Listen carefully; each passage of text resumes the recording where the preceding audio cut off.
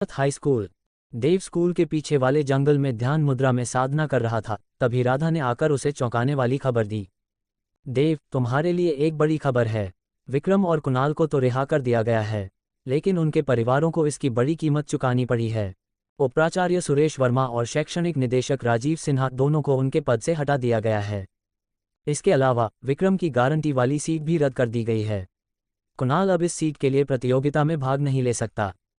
राधा के चेहरे पर संतोष की चमक थी, जैसे उसका आक्रोश कम हुआ हो। कल जो कुछ विक्रम और कुणाल ने उसके साथ करने की योजना बनाई थी, वह भुला पाना नामुमकिन था। हालांकि पुलिस ने उन्हें किसी गंभीर अपराध में दोषी नहीं ठहराया, फिर भी उनके परिवारों को जो नुकसान हुआ, उससे राधा को थोड़ी राहत मिली। देव कुछ पलों तक मौन रहा। उसे उम्मीद नहीं थी कि उप प्राचार्य सुरेश वर्मा और निदेशक राजीव सिन्हा जैसे लोग इतने सीधे बाहर कर दिए जाएंगे। ये सच में अच्छी खबर है। उसने मुस्कराते हुए सामने पड़े एक बड़े पत्थर पर तेज ब्लेड किक मारी। चिंग! उसका पैर एक हंसिए की तरह पत्थर को चीरता चला गया। कट इतना साफ था जैसे शीशे पर चलाया गया हो।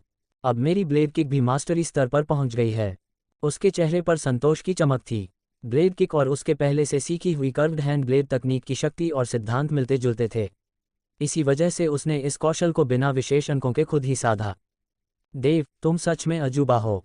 ब्लेड किक को मास्टरी तक ले जाना आसान नहीं। राधा ने हैरानी से उसकी ओर देखा। बस यूं ही मास्टरी स्तर पर पहुंचा हूं, देव ने हाथ हिलाते हुए लापरवाही से कहा। राधा ने आंखें घुमा दीं। इस लड़के की बातें सुनकर चिढ़ होती है। बस ऐसे ही, मास्टरी लेवल। मैंने सालों से कई तकनीकें सीखी हैं, लेकिन एक भी मास्टरी स्तर तक नहीं पहुंची। मास्टर देव, मैंने रात भर आराम नहीं किया। तुम्हारे लिए प्रतियोगियों की जानकारी इकट्ठा की है ताकि तुम एलीट ट्रायल में सबको पछाड़ सको।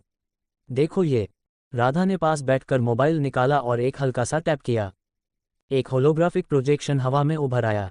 ये रहे शीर्ष 10 विशेषज्ञ, जिन्हें हमारे झांसी शहर के तृतीय वर्ष में सबसे ताकतवर माना जाता है। 8 पहले स्कूल से हैं, एक दूसरे और एक तीसरे स्कूल से। वो एक फोल्डर आइकन पर क्लिक करती है। 10 और फोल्डर खुलते हैं, हर एक किसी छात्र के नाम और स्कूल के नाम से। ये वीडियो अर्जुन मिश्रा के हैं, पहले हाई स्कूल के छात्र। एक फोल्डर खुलते ही 6 वीडियो एक साथ हवा में चलने लगे। कुछ वीडियो में उसका अभ्यास और कुछ में उसके युद्ध कौशल दिखाए गए थे। राधा, तुम्हारा सूचना संग्रह कार्य शानदार है। तुमने ये सारे अभ्यास और युद्ध वीडियो कैसे इकट्ठा किए? देव ने प्रशंसा के साथ अंगूठा दिखाया। स्वाभाविक है, राधा मुस्कराई, मैं कोई बेकार लड़की नहीं हूं। देव ने राधा की मेहनत का सम्मान करते हुए सभी वीडियो ध्यान से देखे, विशेष रूप से आदित्य राव, विवेक मलिक और नीरज सेन के। अपने और अपने दुश्मनों को जानो, तभी हर युद्ध जीता जा सकता है। देव ने अब इन तीनों को गंभीरता से लेना शुरू किया। 9 दिन बाद जंगल में बैठा देव अचानक अपने गुण सूचक फलक को खोलता है। योजक चिन्ह, योजक चिन्ह, योजक चिन्ह। नाम: देव, उन्नत शिक्षार्थी, जीवन ऊर्जा स्तर 3.6। गुण अंक 13.25 जोड़ 12.15। मूल श्वास तकनीक डी श्रेणी स्तर 3 उन्नत किया जा सकता है। कर्व्ड हैंड ब्लेड स्तर 5 इंटेंट रियल्म उन्नत नहीं किया जा सकता। ब्लेड किक स्तर 3 मास्टरी रियल्म उन्नत नहीं किया जा सकता। योजक चिन्ह, योजक चिन्ह, योजक चिन्ह। मूल श्वास तकनीक को उन्नत करो। उसने सोचे बिना आदेश दिया। पूरा बोर्ड कांप उठा, आंकड़े धुंधले हो गए। देव की देह भी बदलने लगी। वह स्वाभाविक रूप से ध्यान में बैठ गया। सांसें अद्भुत लय में चल रही थीं और ब्रह्मांडीय ऊर्जा उसके शरीर में प्रवाहित हो रही थी। उसके अंग, कोशिकाएं, मांसपेशियां और इंद्रियां उस ऊर्जा को अवशोषित करने लगीं। अचानक उसके भीतर कुछ अदृश्य जंजीरें टूट गईं। ऊर्जा का प्रवाह दोगुना हो गया। कुछ देर बाद वह प्रक्रिया स्थिर हुई। देव ने आंखें खोलीं। योजक चिन्ह, योजक चिन्ह, योजक चिन्ह। नाम: देव, उन्नत शिक्षार्थी, जीवन ऊर्जा स्तर 4। गुण अंक 1.25। मूल श्वास तकनीक स्तर 4 अविकसित, योग्य नहीं। योजक चिन्ह, योजक चिन्ह, योजक चिन्ह। अब मैंने मूल श्वास तकनीक को उसकी सीमा से आगे बढ़ा दिया। पहले इसमें केवल 3 स्तर थे, अब ये चौथे स्तर तक पहुंच गई है। मेरी ऊर्जा 3.6 से 4 तक बढ़ गई। वह स्पष्ट रूप से अपने भीतर के बदलावों को महसूस कर सकता था। उसकी दृष्टि, सुनने की शक्ति, सोचने की गति सब बढ़ चुकी थी। ये है विकास, एक समग्र बदलाव। अब जब 11 दिन बाकी हैं, तो शायद मैं इसे और भी ऊंचे स्तर पर ले जा सकूं। 11 दिन बाद देव मुस्कुराया। गुण अंक 16.1 जोड़ 14.85। उन्नयन करो। बोर्ड फिर से कांप उठा। कुछ पल बाद योजक चिन्ह, योजक चिन्ह, योजक चिन्ह। नाम: देव, उन्नत शिक्षार्थी, जीवन ऊर्जा स्तर 4.5। मूल श्वास तकनीक स्तर 5 अविकसित, योग्य नहीं। योजक चिन्ह योजक चिन्ह योजक चिन्ह। उसकी श्वास तकनीक अब 5वें स्तर पर थी। उसकी जीवन ऊर्जा भी 4.5 तक पहुंच चुकी थी। मेरी जीवन ऊर्जा अब 4.5 तक पहुंच चुकी है। देव बेहद उत्साहित था। एडवांस्ड प्रशिक्षुओं की जीवन ऊर्जा आमतौर पर 3 से 5 के बीच होती है, लेकिन 4 तक पहुंच पाना ही कई प्रशिक्षुओं के लिए बहुत कठिन होता था। जिनकी ऊर्जा 4 तक पहुंचती थी उन्हें प्रतिभाशाली माना जाता था, और 4.5 तक पहुंचने वाले वे तो असली जीनियस कहे जाते थे पूरे मानव समाज के स्तर पर। देव का खुद का स्वाभाविक टैलेंट मामूली था, लेकिन उसने अपने एट्रीब्यूट बोर्ड के जरिए ब्रीदिंग तकनीक को जबरन 5वें स्तर तक पहुंचाया और अपनी जीवन ऊर्जा को 4.5 तक। आज का मैं उस समय के 3 देव को अकेले हरा सकता हूं जब मैं ऑपरेशन स्टॉम्प में था। इस बार की एलीट ट्रायल में पहला स्थान तो मेरा ही है। वो मुस्कुराया और आत्मविश्वास से भरा आगे बढ़ा। उसी वक्त उसकी जेब में रखा फ़ोन हल्का सा वाइब्रेट हुआ। उसने फ़ोन निकाला। दीदी तलवार का मैसेज था। अभी एडमिन ऑफिस बुलाया है। देव के चेहरे पर हल्का संदेह उभरा, लेकिन वह बिना रुके उस ओर बढ़ गया। रास्ते में उसे लिव्या कश्यप मिल गई। तुम्हें भी दीदी तलवार का मैसेज मिला? देव ने पूछा। हाँ, लिव्या मुस्कुराई, पर तुम्हें पता नहीं इसका कारण? मैडम, मुझे सस्पेंस में मत रखो, देव ने मजाक में कहा। कौन मैडम? लिव्या ने आंखें तरेरी, फिर कहा, तुम जैसे मार्शल आर्ट्स के दीवाने को तो कुछ और नजर ही नहीं आता। एलीट ट्रायल में नाम तो लिखवा दिया, पर नियम तक नहीं पता। देव हल्का मुस्कुराया। इस ट्रायल में मौत का खतरा होता है। हर साल कुछ लोग मरते भी हैं। ट्रायल पूरी तरह स्वैच्छिक है, स्कूल जिम्मेदार नहीं होता। इसीलिए दीदी तलवार ने हमें डेथ वेवर एग्रीमेंट साइन करने बुलाया है। समझ गया। इतने में लिव्या का चेहरा थोड़ा सख्त हो गया। वह देव के पीछे देखने लगी। देव ने पलटकर देखा। सामने जोरावर और जीत सिंह खड़े थे। देव, लिव्या, तुम दोनों ने पुलिस को मेरे खिलाफ क्यों बताया? हिम्मत कैसे हुई? जोरावर की आवाज़ में जहर घुला था। अगर वे दोनों पुलिस को ये न बताते कि वह दुश्मन से मिल गया है और हमला करने वाला है, तो आज वह जेल में न होता। जोरावर के पिता को उपप्राचार्य के पद से हटा दिया गया था। उसकी यूनिवर्सिटी सीट भी जा चुकी थी। अब वह देव और लिव्या से नफरत करता था। जोरावर, तुम्हारा स्वभाव घटिया है। शुक्र है कि मैंने कभी तुम्हें हाँ नहीं कहा, लिव्या ने तंज कसा। मैं तो तुम्हें बस टाइम पास के लिए पटाना चाहता था, जोरावर ने गुस्से से कहा, फिर देव की ओर मुड़ा। देव, तुम जैसे झुग्गियों के कीड़े से मैं कभी निपटना नहीं चाहता था, पर तुमने मुझे गुस्सा दिलाया है। एलीट ट्रायल में लोग मरते हैं, क्या तुम नहीं मरोगे? फिर वह सिर ऊंचा करके ऑफिस की ओर बढ़ गया। जीत सिंह ने पास से गुजरते हुए मुस्कुराते हुए कहा, बहुत अच्छा कर रहे हो देव, देखते हैं ट्रायल में क्या करते हो। ये दोनों मुझे धमका रहे हैं। देव ने मजाकिया लहजे में कहा, लिव्या, डरूं क्या? लिव्या हंस दी। देव, डोंट वैनकट कहता है कि तुम बेशर्म, ढीठ और चालाक हो, अब तो यकीन हो गया मुझे। क्या? उस मोटे ने मेरी छवि खराब की। उसे तो सबक सिखाना पड़ेगा। तुम्हें छवि शब्द का मतलब भी आता है? लिव्या ने आंख मारी। वैसे जोरावर और जीत सिंह को अब तक नहीं पता कि तुमने उस डरावने चेहरे वाले को मार डाला है। सोचो अगर उन्हें पता चले तो क्या होगा? देव ने ठुड्डी सहलाई, शायद डर के मारे पेशाब कर दें। कितना भद्दा, लिव्या ने घूरा, फिर हंसी, पर मैंने भी यही सोचा था। कुछ ही देर में वे दोनों एडमिन ऑफिस पहुंच गए। दीदी तलवार अब अकादमिक निदेशक बन चुकी थी, वही कुर्सी जहां कभी जीत सिंह के चाचा जिनेश बैठते थे। जीत सिंह के चेहरे पर एक पल के लिए दर्द साफ दिखा, पर गलती स्वीकार करने की बजाय उसने सारा दोष देव पर डाला। एलीट ट्रायल में खतरे हैं, यह आखिरी मौका है, पीछे हटना चाहते हो तो अब भी वक्त है। दीदी तलवार की आवाज़ में तलवार जैसी धार थी। किसी ने भी पीछे हटने की बात नहीं की। ठीक है, ये मौत पर सहमति पत्र है, सब साइन करो। देव और बाकी तीनों ने कागज और इलेक्ट्रॉनिक दोनों संस्करणों पर दस्तखत और अंगूठे के निशान लगाए। कल सुबह 8 बजे स्कूल गेट पर तैयार रहना, मैं खुद लेकर चलूंगी। बाकी सभी को जाने दिया गया, लेकिन देव को रोका गया। दीदी तलवार की आंखों में देव के लिए प्रशंसा थी। पिछले 1 महीने से वह रोज सुबह उसके साथ ट्रेनिंग कर रही थी। उसे दिन प्रतिदिन तेजी से बढ़ते देख रही थीं। एक बार उन्होंने बिना बताए हमला तेज कर दिया, इतने तीव्र स्तर का कि ग्वालियर शहर के जीनियस भी कांप जाएं। लेकिन देव ने उसे आसानी से रोक लिया। अब वह जानती थी, देव किसी भी महान प्रतिभा से कम नहीं। और सबसे बड़ी बात, ये प्रतिभा उन्हीं की देखरेख में बड़ी थी। देव, आत्मविश्वास है? उन्होंने हल्की मुस्कान के साथ पूछा। पहला स्थान मेरा है। देव का चेहरा शांत था, लेकिन आंखों में दृढ़ता थी। पहली हाई स्कूल के 3 जीनियस भी आसान नहीं हैं। वे पिछले 10 सालों के सबसे बेहतरीन हैं। टीचर, बस इंतज़ार कीजिए मेरी खबर का। ज़रूर, उन्होंने सिर हिलाया। युवाओं में यही जज्बा होना चाहिए। उन्होंने कुछ और ज़रूरी सलाह दी और देव को जाने दिया। पुराने समय में एक कहावत थी, जब बारिश होती है तो तूफान भी आता है। कल का एलीट ट्रायल पूरा ग्वालियर चौंक जाएगा। दीदी तलवार ने देव की ओर देखते हुए धीरे से कहा। अगले दिन सुबह 8 बजे देव, प्रियंका, सोहम और जतिन स्कूल के मुख्य द्वार पर समय से पहुंच गए। गड़गड़ाहट के साथ एक जबरदस्त हवरिंग कार आसमान से स्कूल के गेट की ओर आई। ये कार किसी बख्तरबंद वाहन जैसी लग रही थी। लगभग 6 मीटर लंबी, 2 मीटर चौड़ी और उतनी ही ऊंचाई वाली ये कार आम मॉडलों के सामने खिलौना सी प्रतीत हो रही थी।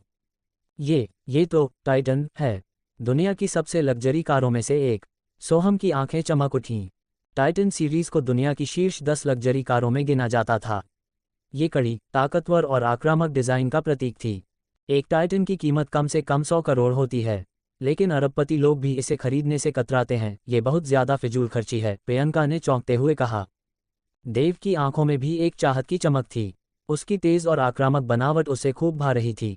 उसे भी ऐसी एक कार चाहिए थी, मगर जेब खाली थी। सोहम और जतिन भी अनुमान लगाने लगे कि इतनी महंगी कार आखिर किसकी हो सकती है। अचानक वो कार उनके सामने आकर रुकी। खिड़की नीचे उतरी और उसमें से दीदी तलवार की झलक मिली। किसी ने अनजाने में गटका लिया। ये टाइटन कार वास्तव में दीदी तलवार की थी। देव को एक पल को लगा, क्या अब किसी अमीर महिला के भरोसे जीना सीख लेना चाहिए। चारों चुपचाप कार में बैठ गए। अगले ही क्षण टाइटन गरजती हुई आकाश में उड़ चली। कार के अंदर बैठे चारों दीदी तलवार की ओर देख देख कर अंदाजा लगा रहे थे कि वो कौन है और उनका इतना शानदार बैकग्राउंड क्या है। वो शिक्षक भर होती तो ऐसी टाइटन खरीद पाना मुमकिन ही नहीं था। जैसे दीदी तलवार ने उनके मन की बात पढ़ ली हो, उन्होंने मुस्कराते हुए कहा, ईर्ष्या मत करो, ये तो बस एक टाइटन है। जब तुम सच्चे योद्धा बन जाओगे और कुछ राक्षसों को मार गिराओगे तो तुम्हारे पास भी ये कार होगी। हर योद्धा अमीर होता है, 100 करोड़ तो सच्चे योद्धाओं के लिए एक छोटा सा लक्ष्य भर है। उनकी बात सुनकर देव और बाकी सबका खून गर्म हो उठा। टाइटन हवा में तेजी से उड़ते हुए 100 मीटर ऊंची और धातु सी चमकती एक शहर की दीवार के पास पहुंची। इस युग में मानव शहरों की सुरक्षा के लिए विशाल दीवारें बनाई जाती थीं ताकि राक्षसों से रक्षा हो सके। हम शहर के बाहर जा रहे हैं। सोहम की आवाज़ में उत्तेजना थी। शहर के बाहर जंगलों में राक्षस घूमते रहते थे और आम इंसान वहां जीवित नहीं रह सकता था। देव और उसके साथियों ने कभी शहर नहीं छोड़ा था, इसलिए वो अब बाहर की दुनिया देखने को लेकर उत्साहित थे। दीदी तलवार ने कहा, अब मैं तुम्हें एक बात सिखाती हूँ। जंगल और शहर दो बिल्कुल अलग दुनिया हैं। शहर में कारें उड़ सकती हैं, लेकिन जंगल में ज़मीन पर चलना ही बेहतर होता है। जंगल में अनगिनत उड़ने वाले राक्षस होते हैं। अगर कार हवा में उड़ती है तो वो उनका ध्यान खींच लेती है और वे चारों ओर से घेर लेते हैं। हवा में राक्षसों से घिरे रहना, सोचो ज़रा। उन्होंने कार को नीचे झुकाया और दीवार के मुख्य द्वार से निकलते हुए आगे बढ़ीं। ये जंगल है, सचमुच एक अलग ही दुनिया है, देव ने खिड़की से बाहर झांकते हुए कहा। जैसे ही वे जयगढ़ शहर से बाहर निकले, चारों ओर हरियाली बढ़ने लगी। हर ओर 1 से 2 मीटर मोटे तने वाले पेड़ थे। बीच बीच में जंगली जानवरों के झुंड दिखते रहे। यहाँ वहाँ जंग लगे ट्रक और पुरानी कोलैप्स्ड इमारतें बताती थीं कि कभी इंसान यहाँ रहते थे, लेकिन अब ये स्थान सभ्यता से बहुत दूर हो चुका था। कुछ ही देर में उनकी कार एक जंगल के कस्बे के प्रवेश द्वार पर पहुंची। वहां पहले से ही कई हवरिंग कारें खड़ी थीं। सैकड़ों शिक्षक और छात्र जमा थे। ये एक टाइटन है। लोगों की भीड़ में हलचल मच गई। दीदी तलवार जब कार से उतरी और देव व बाकी छात्रों के साथ आगे बढ़ीं तो सभी की निगाहें उन्हीं पर टिक गईं। ये तो पंचम स्कूल के लोग हैं। इनकी शिक्षिका कोई आम नहीं लगती। टाइटन खरीद ली। लोग दीदी तलवार को जिज्ञासा से देख रहे थे। यही वो जंगल कस्बा है जहां एलीट ट्रायल होना है। तुम सब यहीं रुको, मैं बाकी स्कूलों के शिक्षकों से मिलने जा रही हूँ। इतना कहकर दीदी तलवार वहां से चली गईं। सोहम ने हल्की सी हंसी के साथ कहा, देव, प्रियंका, अब असली परीक्षा शुरू होने वाली है। अपने ये आखिरी पल संभाल लो। इतना कहकर वो जतिन के साथ चला गया। प्रियंका चिंतित हो उठी। देव, मुझे लगता है कि ट्रायल के दौरान सोहम और जतिन हम पर वार करने की कोशिश करेंगे। मैं तो इंतजार कर रहा हूं उनके वार का। देव की आंखों में एक ठंडक सी चमक थी। अगर उन्होंने हमला नहीं भी किया तो भी देव इस बार चुप नहीं रहने वाला था। वहीं से कुछ दूरी पर प्रथम स्कूल के छात्र अर्जुन, विक्रांत और अनन्या देव की ओर देख रहे थे। विक्रांत ने कहा, अर्जुन, मुझे समझ नहीं आता कि इस देव में तुम्हारी इतनी रुचि क्यों है। मैंने उसकी सारी जानकारी देखी है। बस एक सामान्य ट्रेनिंग करता है। पंचम स्कूल में भले ही उसे साधारण प्रतिभा कहा जाता हो, लेकिन हमारे स्कूल में तो वह शीर्ष 100 में भी नहीं आएगा। अनन्या ने सिर हिलाया। हाँ, मैं भी कुछ खास नहीं देख पाई उसमें। लेकिन अर्जुन के मन में उस दिन की छवि घूम रही थी जब देव ने वो स्काफेस वाला आदमी मार गिराया था। उसकी तकनीक आज भी अर्जुन को भीतर तक हिला देती थी। तुम दोनों जीवन ऊर्जा पर जरूरत से ज्यादा विश्वास करते हो। जीवन ऊर्जा और युद्ध शक्ति दोनों अलग बातें हैं। देव को कम मत आंकना, वरना हार बहुत बुरी होगी। विक्रांत को ये बात चुभ गई। उसके चेहरे पर एक हिंसक तेज आ गया। पूरे जयगढ़ शहर में मेरे अलावा कोई मुझे नहीं हरा सकता। अगर तुम इतना मानते हो तो जैसे ही ट्रायल शुरू होगा मैं जाकर उसका अंत करता हूँ। मैं भी देखूंगा उसमें कितनी ताकत है, अनन्या बोली। अर्जुन कुछ नहीं बोला। उसकी निगाहें सिर्फ देव पर थीं, उसके भीतर भी अब युद्ध की आग भड़क चुकी थी। देव, देखो, बड़ी बहन तलवार और दूसरे स्कूलों के शिक्षक किसी खास मेहमान समूह का स्वागत कर रहे हैं। उनमें 2 लोग फौजी वर्दी में हैं। लल्लू कंचन ने बड़ी बहन तलवार की दिशा में देखा, उसकी आंखें चमक उठीं। मैंने पता किया है, हर साल जब टॉप 10 स्कूलों की विशेष परीक्षा होती है तब झांसी नगर के कई महत्वपूर्ण लोग उसे देखने आते हैं। सबसे जरूरी बात यह है कि गुवाहाटी बेस सिटी की 6 युद्ध कला विश्वविद्यालय, जिनमें फर्स्ट मिलिट्री यूनिवर्सिटी और सेकंड मिलिट्री यूनिवर्सिटी भी शामिल हैं, भी अपने प्रतिनिधि भेजती हैं। वो 2 फौजी वर्दी वाले शायद उन्हीं यूनिवर्सिटियों से आए प्रतिनिधि हैं। वो इस समय बहुत उत्साहित थी और लगातार बोलती जा रही थी। जो छात्र इस विशेष परीक्षा में बेहद अच्छा प्रदर्शन करते हैं उन्हें सीधे इन विश्वविद्यालयों में भर्ती कर लिया जाता है और विशेष प्रशिक्षण मिलता है। मेरा लक्ष्य है इस बार टॉप 30 में आना। इससे मुझे विशेष स्थान पाने का मौका मिल सकता है। देव ने भी उन खास मेहमानों की ओर देखा और वहां 2 युद्ध कला विशेषज्ञ फौजी वर्दी में खड़े दिखाई दिए। क्या ये फर्स्ट और सेकंड मिलिट्री यूनिवर्सिटी के प्रतिनिधि हैं? वो विशेष रूप से उत्साहित नहीं हुआ। वो कुछ समय से एक बात सोच रहा था। अगर वो इस बार विशेष परीक्षा में प्रथम स्थान पा लेता है तो उसे एक जेनेटिक पोशन की शीशी मिल सकती है। मगर जेनेटिक लॉक खोलकर जागृत योद्धा बनने की सफलता दर केवल 50% के आसपास होती है। जितनी अधिक प्रतिभा उतनी अधिक सफलता की संभावना। उसके पास गुण संवर्धन पटल था, भले ही उसकी जन्मजात प्रतिभा सामान्य थी। उसने बेसिक ब्रीदिंग तकनीक को 5वें स्तर तक उन्नत कर लिया था। अगर वो इसे 1 या 2 स्तर और बढ़ा ले और साथ में जेनेटिक पोषण ले तो वह निश्चित रूप से जागृत योद्धा बन सकता है। तो फिर जब युद्ध कला विश्वविद्यालय का मुख्य उद्देश्य ही जेनेटिक लॉक खोलने और जागृत योद्धा बनाना हो, अगर वो पहले ही जागृत योद्धा बन जाए तो क्या उसे विश्वविद्यालय में जाने की जरूरत रह जाती है? पहले जेनेटिक पोषण हासिल कर लूं, फिर आगे सोचूंगा। देव ने खुद से बुदबुदाते हुए मन को शांत किया। मगर बाकी छात्र देव जैसे नहीं थे। वे जानते थे कि पहले हाई स्कूल के 3 दिग्गज छात्रों के रहते उन्हें शीर्ष 3 में आने का कोई मौका नहीं है। यानी जेनेटिक पोषण का अवसर वे पहले ही खो चुके थे। अब उनका लक्ष्य सिर्फ अच्छा प्रदर्शन कर विश्वविद्यालयों के विशेष स्थानों पर दावा करना था। जैसे ही छात्रों ने सुना कि फर्स्ट और सेकंड मिलिट्री यूनिवर्सिटी के प्रतिनिधि आ गए हैं, सभी अत्यधिक उत्साहित हो गए। हर कोई चाहता था कि वो इस विशेष परीक्षा में श्रेष्ठ प्रदर्शन करे। छात्रों के बीच वातावरण बारूद की गंध जैसा हो गया। अध्यापक यशवंत, क्या ये 3 छात्र ललित, शंकर और कलीश हैं? फर्स्ट मिलिट्री यूनिवर्सिटी के गौरव सिंह ने पहले हाई स्कूल के शिक्षक यशवंत से मुस्कराते हुए पूछा। हाँ, यही तीनों हैं। यशवंत के चेहरे पर गर्व की झलक थी। ये तीनों हाल के वर्षों में झांसी नगर के सबसे अच्छे प्रतिभागी हैं। शंकर और कलीश की जीवन शक्ति ऊर्जा 4.4 तक पहुंच गई है, जबकि ललित की 4.5 तक। सबसे महत्वपूर्ण बात यह है कि वे केवल शक्ति से संपन्न नहीं हैं, बल्कि युद्ध कला प्रतिभा वाले हैं। इन 3 वर्षों में इन्होंने सैकड़ों लड़ाइयां लड़ी हैं। ये किसी हरे भरे गमले में उगाए फूल नहीं, युद्ध से निकले योद्धा हैं। सेकंड मिलिट्री यूनिवर्सिटी की यामिनी राय का चेहरा गंभीर हो गया।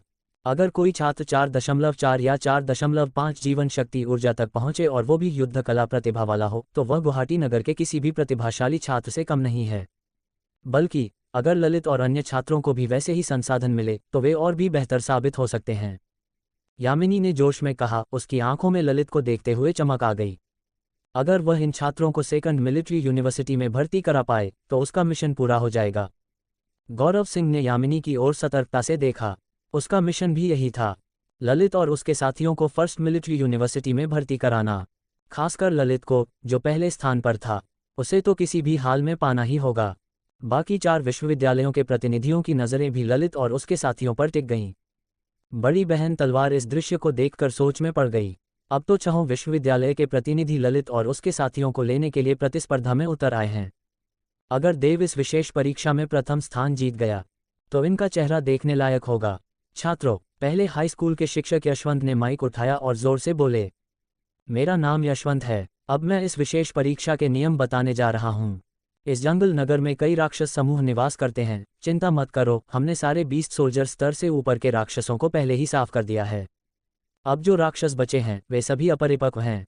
उनकी शक्ति प्रशिक्षुओं के बराबर है। तुम उनसे लड़ सकते हो। जितने अधिक राक्षस मारोगे उतने ही अधिक अंक मिलेंगे और तुम्हारी रैंक उतनी ही ऊंची होगी। परीक्षा समाप्त होने के बाद अंक तालिका के शीर्ष 3 को $1 करोड़ मूल्य का एक जेनेटिक पोषण मिलेगा। बाकी रैंक के लिए कोई इनाम नहीं होगा, लेकिन मुझे लगता है कि तुमने हमारे पीछे खड़े 6 विश्वविद्यालयों के प्रतिनिधियों को देखा है। अगर तुम्हारी रैंक ऊंची हुई तो शायद वे तुम्हें विशेष स्थान दे दें। शिक्षक यशवंत के बोल खत्म होने से पहले ही पूरे मैदान में हलचल मच गई। सभी छात्र इन प्रतिनिधियों को देखकर ऐसे उत्साहित हो उठे जैसे अभी उन्हें आसमान में उड़ने का पंख मिल गया हो। यहाँ तक कि देव, ललित, शंकर, कलीश तक भी शांत न रह सके, क्योंकि जेनेटिक पोषण उनके लिए बेहद जरूरी था। खांसी। यशवंत ने खांसते हुए फिर बोलना शुरू किया। इस बार की विशेष परीक्षा पहले की तरह ही होगी। यह अभी शुरू होगी और कल सुबह 6 बजे समाप्त होगी। ठीक है, नियम इतने ही हैं। अब सभी छात्र आगे आकर कम्युनिकेशन वॉच ले लें।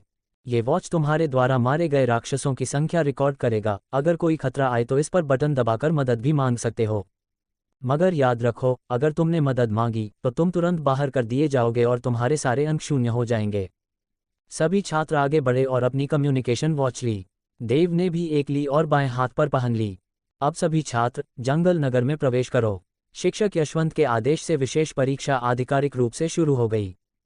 सभी छात्र उसी पल जंगल नगर की ओर दौड़ पड़े। सैकड़ों विद्यार्थी एक तूफान की तरह उस पुराने नगर में उतर पड़े और जल्दी ही अपने शिकार की खोज में बिखर गए। ये जगह किसी पुराने युग का नगर लग रहा है, देव ने कहा जब वह और रुचा उस वीरान सड़क पर चल रहे थे जहां घास ने जमीन को लगभग ढक लिया था। दोनों ओर पुराने जमाने की छोड़ी हुई कारें खड़ी थीं। एक पुरानी बस उल्टी पड़ी थी। आसपास के मकान बेलों से ढंक चुके थे। वर्षों से बिना किसी मानवीय हस्तक्षेप के यह नगर फिर से प्रकृति का हिस्सा बन गया था। तभी सड़क किनारे झाड़ियों में से सरसराहट की आवाज आई। हम टिल्ड। 2 काले भारी साए बदबू के साथ झाड़ियों से बाहर निकले और इससे पहले कि देव और रुचा कुछ समझ पाते उन पर टूट पड़े। सावधान। देव की चाल बिजली जैसी तेज हुई। उसने अपने सीने की ओर बढ़ते खंजर जैसे दांत से बचते हुए एक तीखी नजर डाली। उसके पूरे शरीर की शक्ति दाहिने हाथ में इकट्ठा हुई और वह हाथ एक ब्लेड में बदल गया। उसने उस काले साए के सिर पर ऐसा वार किया कि एक लाल चाप बन गया। दरिंदगी से भरे जानवर का सिर धड़ से अलग होकर उड़ गया। गर्दन से खून फव्वारे की तरह फूट पड़ा। उसका शरीर कुछ कदम और दौड़ा, फिर धराशायी हो गया। रुचा ने भी दूसरी ओर से काले साए से बचते हुए चपलता दिखाई। देव दौड़ा और झपट कर अपनी टांग से ऐसा चक्रवार प्रहार किया कि दूसरा साया बीच से 2 टुकड़ों में बढ़ गया। अब देव ने उन मरे हुए प्राणियों को ध्यान से देखा। ये दोनों जानवर पुराने जमाने के जंगली सुअर जैसे दिखते थे, लेकिन आकार में 3 गुना बड़े, जैसे टैंक। इनके शरीर पर लोहे जैसे काले कांटे थे और 2 नुकीले दांत खंजर की तरह चमक रहे थे। ये तो लोहमुकुट जंगली सुअर हैं, देव ने पहचानते हुए कहा। वह लगभग 1 महीने से इसी मांस को खा रहा था, पर पहली बार इस जीव को सामने से देखा। 1 किलो 20 सोल्जर स्तर के लोहमुकुट सुअर का मांस $1000 में बिकता है। ये दोनों शायद उस स्तर के नहीं हैं, पर $500 प्रति किलो में आराम से बिकेंगे। लगभग 600 किलो के हैं ये दोनों, मतलब एक का मूल्य 3 लाख, दोनों मिलाकर 6 लाख। और ये उनके सबसे मूल्यवान हिस्से, दांत और खाल, उसमें तो और मुनाफा है। देव की सांसें तेज हो गईं। इतनी कमाई तो आम लोग वर्षों की मेहनत से भी नहीं कर सकते। वह समझ गया था कि असली योद्धा कितने अमीर क्यों होते हैं, पर वह जानता था आज जो वह कर पाया वह आसान नहीं था। नगर में ऊंचे स्तर के राक्षसों को पहले ही शीर्ष 10 विद्यालयों के शिक्षकों ने खत्म कर दिया था, वरना ऐसा नगर बेहद खतरनाक साबित होता। अगर वह जैसे प्रशिक्षु इस नगर में ऐसे ही दाखिल होते तो किसी 20 सोल्जर के हाथों मारे जा सकते थे। फिर भी योद्धा बनना बेहद लाभकारी था। काश मैं इन सुअरों की लाशें साथ ले जा पाता, देव ने दुख जताया। देव, हमें अब अलग होना होगा, रुचा बोली। तुम बहुत ताकतवर हो, अगर मैं तुम्हारे साथ रही तो मुझे खुद को निखारने का मौका नहीं मिलेगा। ख्याल रखना, देव ने विरोध नहीं किया।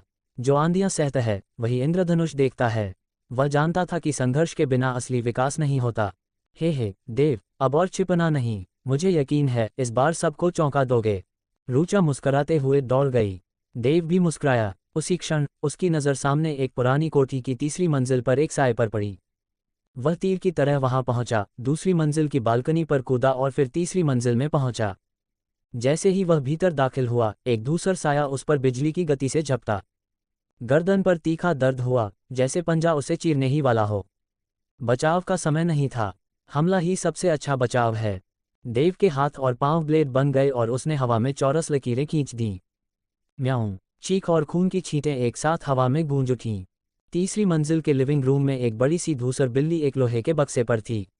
उसका एक पंजा लहूलुहान था। समझ गया, यह है धूसर छाया बिल्ली, एक बिल्लीनुमा राक्षस। देव ने सतर्क दृष्टि से उसे देखा। बिल्लीनुमा राक्षस बेहद तेज और खामोश होते हैं। जंगल में योद्धाओं की मौत का सबसे बड़ा कारण यही होते हैं।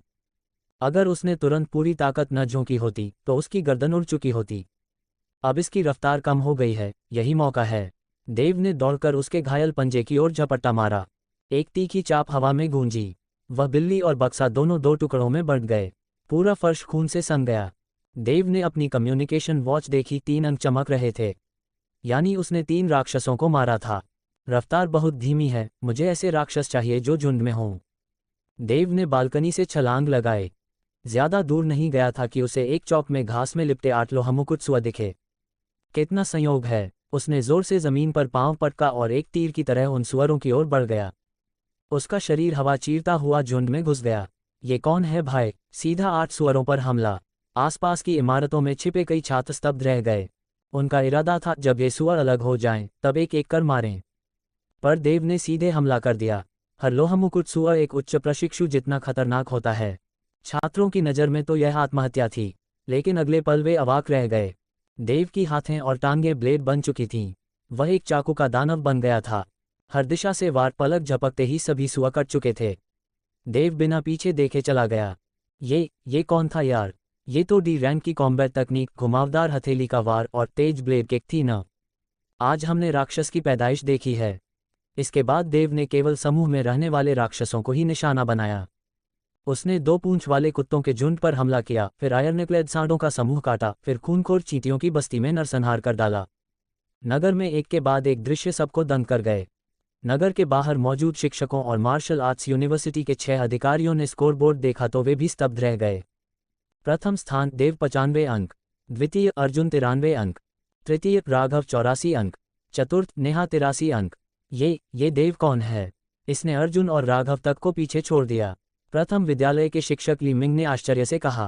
पहली मिलिट्री यूनिवर्सिटी के कर्नल यादव, दूसरी यूनिवर्सिटी के कर्नल राजेंद्र और बाकी अधिकारी अब चमकती आंखों से स्क्रीन की ओर देख रहे थे। उन्हें ऐसा प्रतिभाशाली मिला जिसकी किसी ने कल्पना नहीं की थी। वाइल्डनेस नगर में शीर्ष 10 उच्च विद्यालयों के प्रभारी शिक्षक और 6 प्रमुख मार्शल आर्ट्स विश्वविद्यालयों के आयुक्त उस स्कोरबोर्ड को देख रहे थे जहां पहले स्थान पर देव का नाम चमक रहा था। उनके चेहरों पर गंभीरता छा गई। शिक्षकों, क्या आप बता सकते हैं कि ये देव किस स्कूल से है? पहली सैन्य विश्वविद्यालय से आए गौरव तिवारी ने प्रश्न किया। वो हमारे स्कूल का छात्र है। कठोर मुद्रा में खड़ी तीखी निगाहों वाली शिक्षिका सौम्या देवी बोलीं। क्या देव 5वें हाई स्कूल का छात्र है? कई स्कूलों के शिक्षक चौंक उठे। वे तो यही सोच रहे थे कि यह लड़का प्रथम हाई स्कूल का कोई छुपा हुआ तुरुप का इक्का होगा। अगर नहीं तो कम से कम द्वितीय या तृतीय हाई स्कूल से होगा, जो अपेक्षाकृत बेहतर संस्थान माने जाते थे।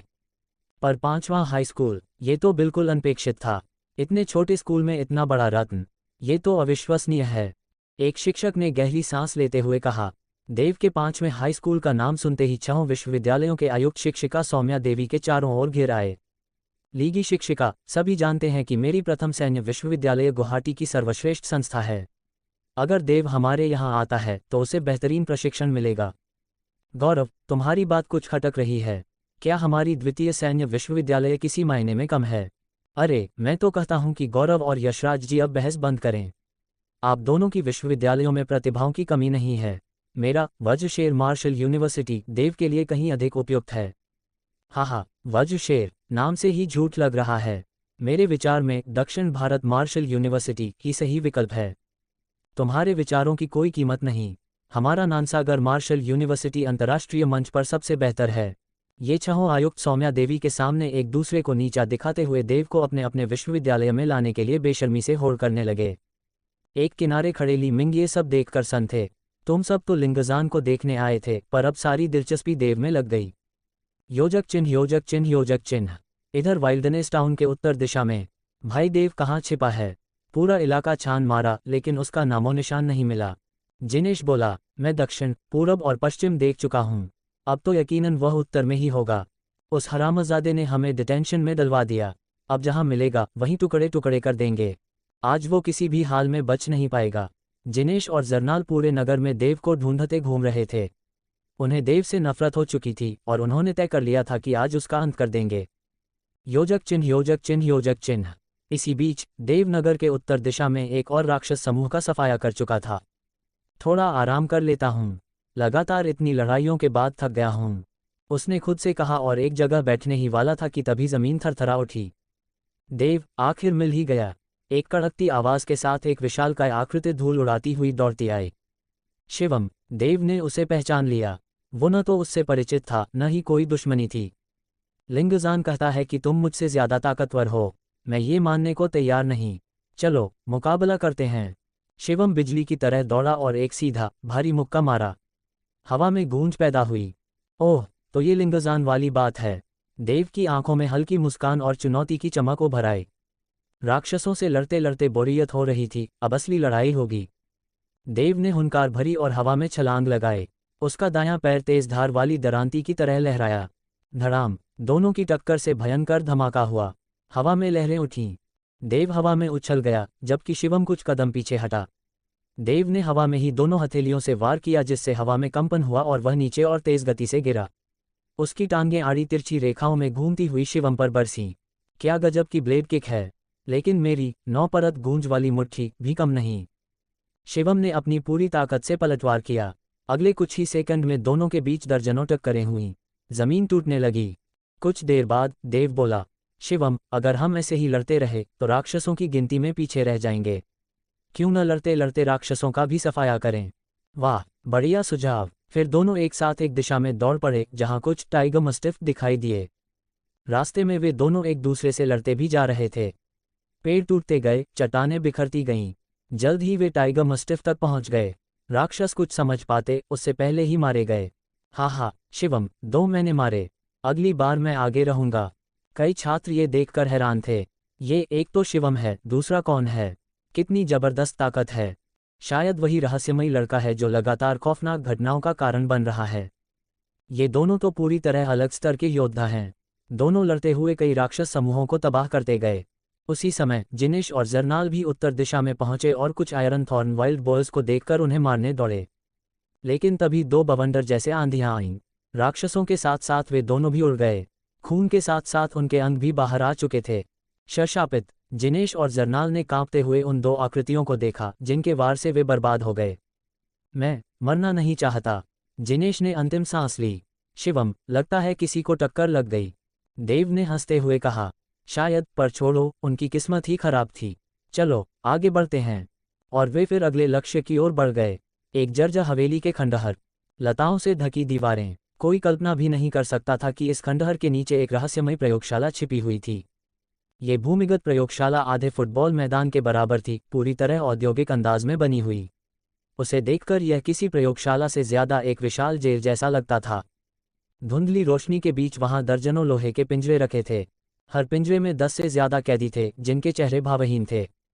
वहां की हवा सड़ी हुई और बदबूदार थी। खून, पसीना और गंदगी की मिलीजुली गंध ने वातावरण को असहनीय बना दिया था। सशस्त्र सैनिक इधर उधर लगातार गश्त लगा रहे थे।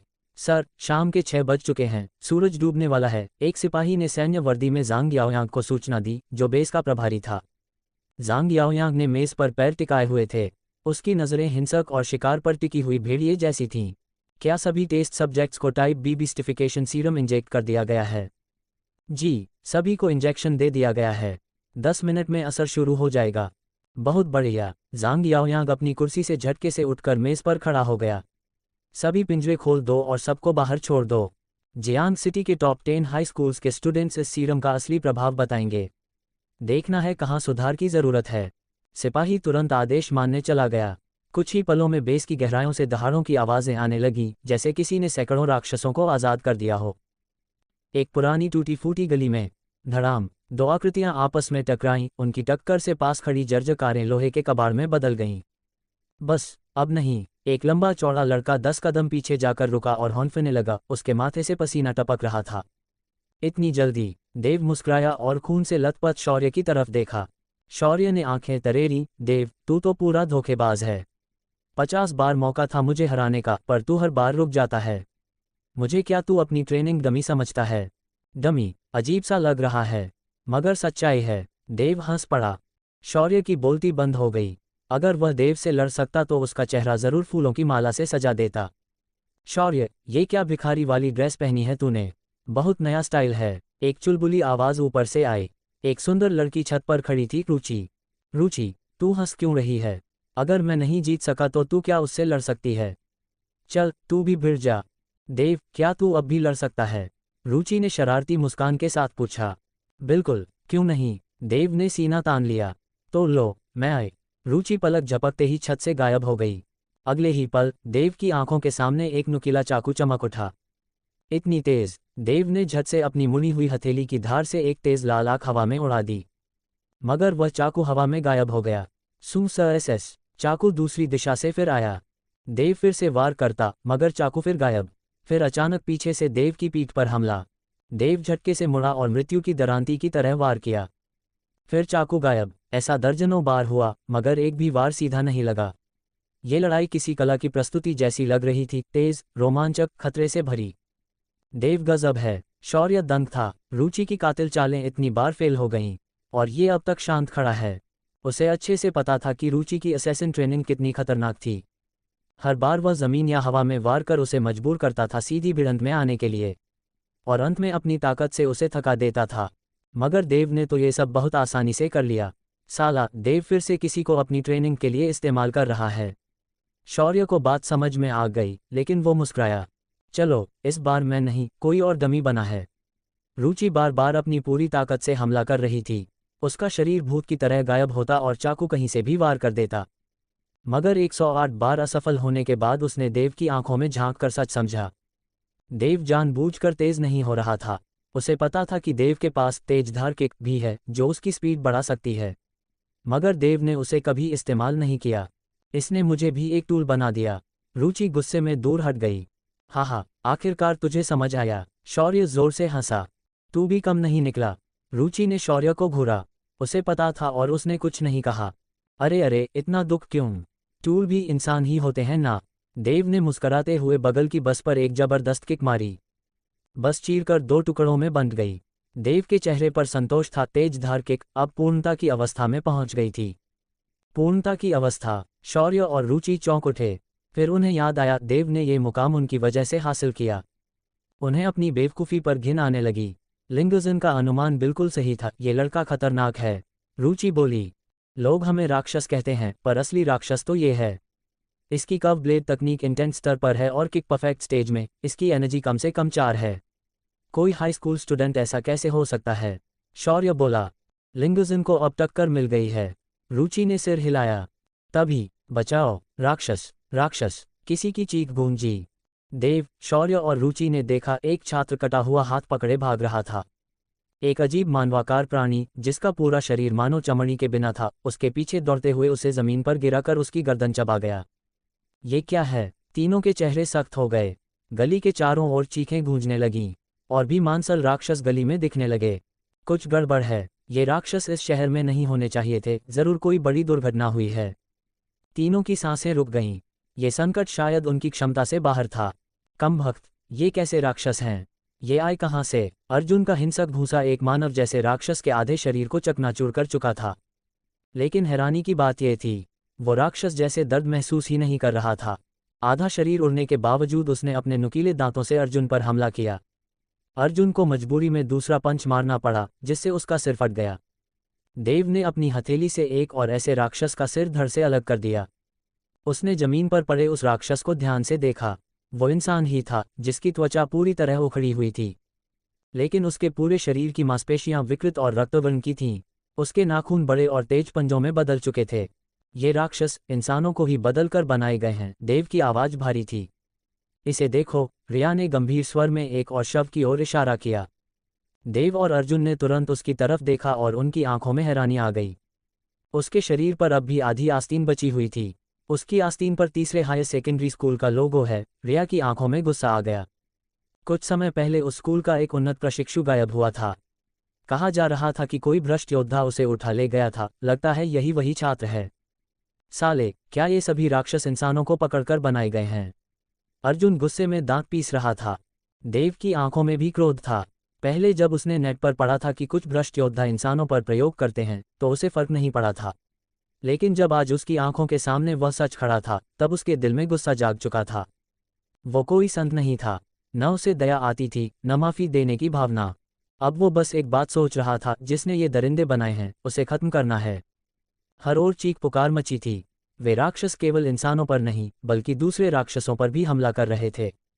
देव, अर्जुन और रिया एक इमारत की छत पर चढ़ गए और चारों ओर देखा। सैकड़ों छात्र और राक्षस भागने की कोशिश कर रहे थे, पर ये मानव राक्षस उन्हें दबोचकर चीर फाड़ रहे थे। पूरा कस्बा एक नरक बन चुका था। चारों ओर खून, मांस के लोथड़े और भयानक आवाजें। ये मानव राक्षस 100 से भी अधिक थे और सबके सब बेहद खूंखार। उनमें दर्द का कोई एहसास नहीं था। वो तब तक लड़ते थे जब तक सिर सलामत होता। भाड़ में जाएं ये भ्रष्ट योद्धा, उन्होंने ये क्या बना डाला है। ये राक्षस तो जैसे बस हत्या और विनाश के लिए पैदा हुए हैं। अर्जुन और रिया के चेहरे सफ़ेद पड़ चुके थे। देव ने गहराई से सोचा, मानव हथियार, अगर हम घिर गए तो मरना तय है। ये किसी वायरस से भी संक्रमित हो सकते हैं, देव ने गंभीर स्वर में कहा। अर्जुन और रिया ने सहमति में सिर हिलाया।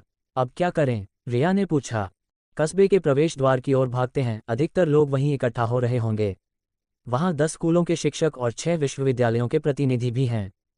अगर हम बाहर निकल सके तो ठीक, नहीं तो मिलकर इन राक्षसों का सामना करेंगे, देव ने ठान लिया। ठीक है, चलो। अर्जुन और रिया उसके साथ दौड़ पड़े।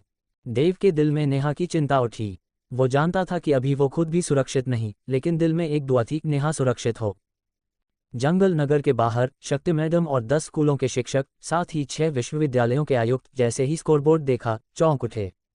साथ ही मोबाइल पर इमरजेंसी कॉल्स आने लगे। मुसीबत आ गई है। शक्ति मैडम और बाकी शिक्षक प्रतिनिधि तुरंत उड़ते हुए कस्बे की ओर बढ़े। लेकिन कस्बे की एक ऊंची इमारत से एक काला साया कूदता हुआ जमीन पर आ गिरा। उसके मुके से जमीन फट गई। चारों ओर कई मीटर ऊंचे मिट्टी के पर्दे उठ खड़े हुए। शक्ति मैडम और बाकी लोगों को झटके से रुकना पड़ा। असाधारण स्तर का योद्धा। शक्ति मैडम ने गहरी सांस ली। क्या कस्बे की यह तबाही उसी के कारण हुई है? सबके चेहरे गंभीर हो गए। असाधारण योद्धा, वो स्तर जो जागृत योद्धाओं से ऊपर होता है। एक ऐसा स्तर जो 10 जागृत योद्धाओं को अकेले खत्म कर सकता है। अंदर मेरे प्यारे खिलाड़ी खेल रहे हैं, उस आदमी ने ठहाका लगाते हुए कहा। जरा रुक जाए, जब तक उनका खेल पूरा हो जाए। उसके चेहरे पर घमंड और पागलपन दोनों थे। तू कौन है? जानता है क्या कर रहा है? इसके परिणामों का सामना कर पाएगा? पहले स्कूल के शिक्षक संदीप ने गुस्से से पूछा। तू चाहे जो हो, आज के बाद तुझे सजा जरूर मिलेगी। पहले सैनिक विश्वविद्यालय के आयुक्त प्रवीण सिंह बोले। सजा? हा, मुझे हंसी आ रही है। वो आदमी जोर जोर से हंस पड़ा। मैं जिंदा हूं क्योंकि सजा मुझे कभी छू नहीं पाए। क्या तू विकास भेड़िया यादव है? अनन्या वर्मा की आंखें चौंधिया गईं। बाकी सभी विश्वविद्यालय प्रतिनिधि भी एक साथ चौंक उठे। खूनी भेड़िया, झांग याओयांग, शैडो एलायंस का एक असाधारण योद्धा। ये व्यक्ति क्रूर और रक्तपिपासु है। एक बार इसने गुवाहाटी शहर में घुसकर एक ही रात में 10 मार्शल आर्ट्स परिवारों का संहार कर डाला था। वह घटना पूरे देश में सनसनी बन गई थी। 6 विश्वविद्यालयों के प्रतिनिधि जैसे ही झांग याओयांग के बारे में सुनी जानकारी को याद करने लगे, उनके चेहरे पर गंभीरता उतर आई। उस दिन गुवाहाटी में हुआ नरसंहार सभी को याद था। मरने वाले साधारण लोग नहीं थे, वे सभी मार्शल आर्ट्स में पारंगत परिवारों से थे। उनमें से 3 परिवारों की सुरक्षा में असाधारण योद्धा तक थे, फिर भी झांग याओयांग ने उन सबको मिटा डाला। साफ था, यह कोई सामान्य असाधारण योद्धा नहीं था। तो ये है वह दरिंदा, सरकार इसे वर्षों से खोज रही थी। मुझे नहीं लगा था कि यह यहाँ छिपा बैठा है, तलवार बहन बिग सिस्टर सेबर ने कहा, जिनकी निगाहें अब ठंडी हो चली थीं। उम्मीद है देव को कुछ नहीं हुआ होगा। देव उसका सबसे होनहार शिष्य था। वह उससे अत्यधिक अपेक्षा रखती थी। अगर झांग याओयांग ने उसे कोई नुकसान पहुंचाया तो वह किसी भी कीमत पर उसे नहीं छोड़ेगी। उसने अपनी जांघ से दोनों नुकीले खंजर निकाले और अपनी दृष्टि झांग याओयांग पर जमाए। शीर्ष विद्यालयों के शिक्षक जैसे ली मिंग भी झांग याओयांग की क्रूरता को याद करके विचलित हो उठे। कहीं ये राक्षस फिर से कोई त्रासदी न रच दे। मारो! तलवार बहन सबसे पहले झपटी। उसकी गति इतनी तीव्र थी कि जमीन टूटकर धसक गई और उसका शरीर धुंधली रेखा में बदलकर झांग याओयांग की ओर बिजली सी दौड़ा। उसके खंजर नीले प्रकाश से चमक उठे और नीली लौ की 2 धाराएं बन गईं। जैसे ही वह और तेज हुई, खंजरों से गरजती हुई बिजली की ध्वनि गूंज उठी। ओह, ये तो ए श्रेणी की लड़ाई तकनीक है, बिजली की तलवारशाली।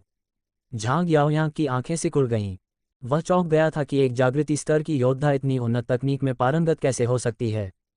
ये तकनीकें डी से लेकर ए श्रेणी तक होती हैं और ए श्रेणी पर पहुंचना किसी अद्भुत प्रतिभा का प्रमाण होता है। अधिकांश योद्धा अपने स्तर से ऊपर की तकनीकें अपनाने से बचते हैं क्योंकि वे कठिन होती हैं और शरीर पर भारी पड़ती हैं। पर कुछ अपवाद होते हैं। कुछ योद्धा ऐसे भी होते हैं जो अपने स्तर से कहीं ऊपर की तकनीकें न केवल सीख लेते हैं बल्कि उनका पूरा सामर्थ्य भी प्रकट करते हैं। ऐसे लोगों को ही असली प्रतिभा कहा जाता है। तलवार बहन निस्संदेह ऐसी ही प्रतिभा थी। उसका खंजर ध्वनि की सीमा पार कर चुका था। वह इतनी तेजी से बढ़ी कि हवा का दबाव पानी की नमी को संकुचित करके धुंध में बदलने लगा। दूरी से देखने पर लगता था जैसे बादलों के बीच से दो बैंगनी बिजलियां दौड़ रही हों। क्या इसने सच में ध्वनि की गति पार कर ली? झांग याओयांग अब चौंक पड़ा। उसे लगा था ए श्रेणी की तकनीक ही बहुत हैरानी की बात थी, पर अब यह हमला असाधारण स्तर की शक्ति से भरा था। अब वह कोई चूक नहीं कर सकता था। उसने अपनी काली दस्ताने पहनी मुट्ठियों को बिजली की गति से घुमाया। उसके हाथों से दो शंकु आकार की ध्वनि पार लहरें निकलीं और खंजरों से टकरा गईं। जैसे ही प्रहार टकराए, भयंकर गर्जना हुई। जमीन दरककर रेत के ढेर में बदल गई और रेत की लहरें कई मीटर ऊंची उठीं। तलवार बहन ने रेत की लहर पर पैर रखते हुए पीछे हटकर दोबारा आक्रमण किया। झांग याओयांग ने एक और शक्तिशाली मुक्का मारा। उसकी ऊर्जा हवा में एक भेड़िए का सिर बनाकर गरजी। आओ! एक डरावनी भेड़िए की दहाड़ गूंजी। ये दहाड़ इतनी भयंकर थी कि दूर खड़े शिक्षक और आयुक्तों के शरीर में जैसे कट दौड़ गया। तलवार बहन पीछे हट गई और एक ऊंचे पेड़ पर चढ़ खड़ी हुई। उसकी आंखें अब भी ठंडी थीं।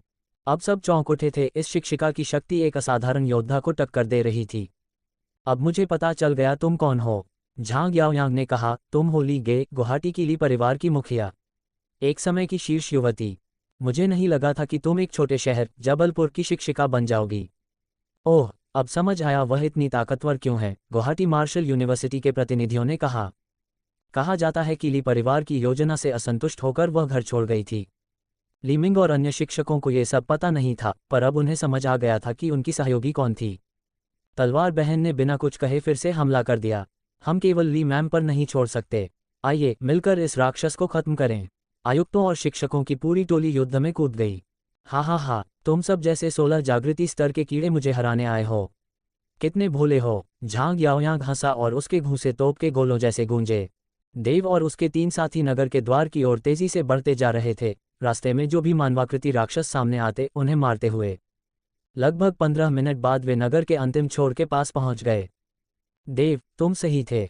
हालात बदलते ही सभी सुरक्षित स्थान की ओर भागे हैं। मुझे लगता है कि ज्यादातर बचे हुए लोग यहीं इकट्ठा हो चुके हैं, श्याम ने आसपास खड़े 100 से ज्यादा भयभीत विद्यार्थियों को देखते हुए कहा।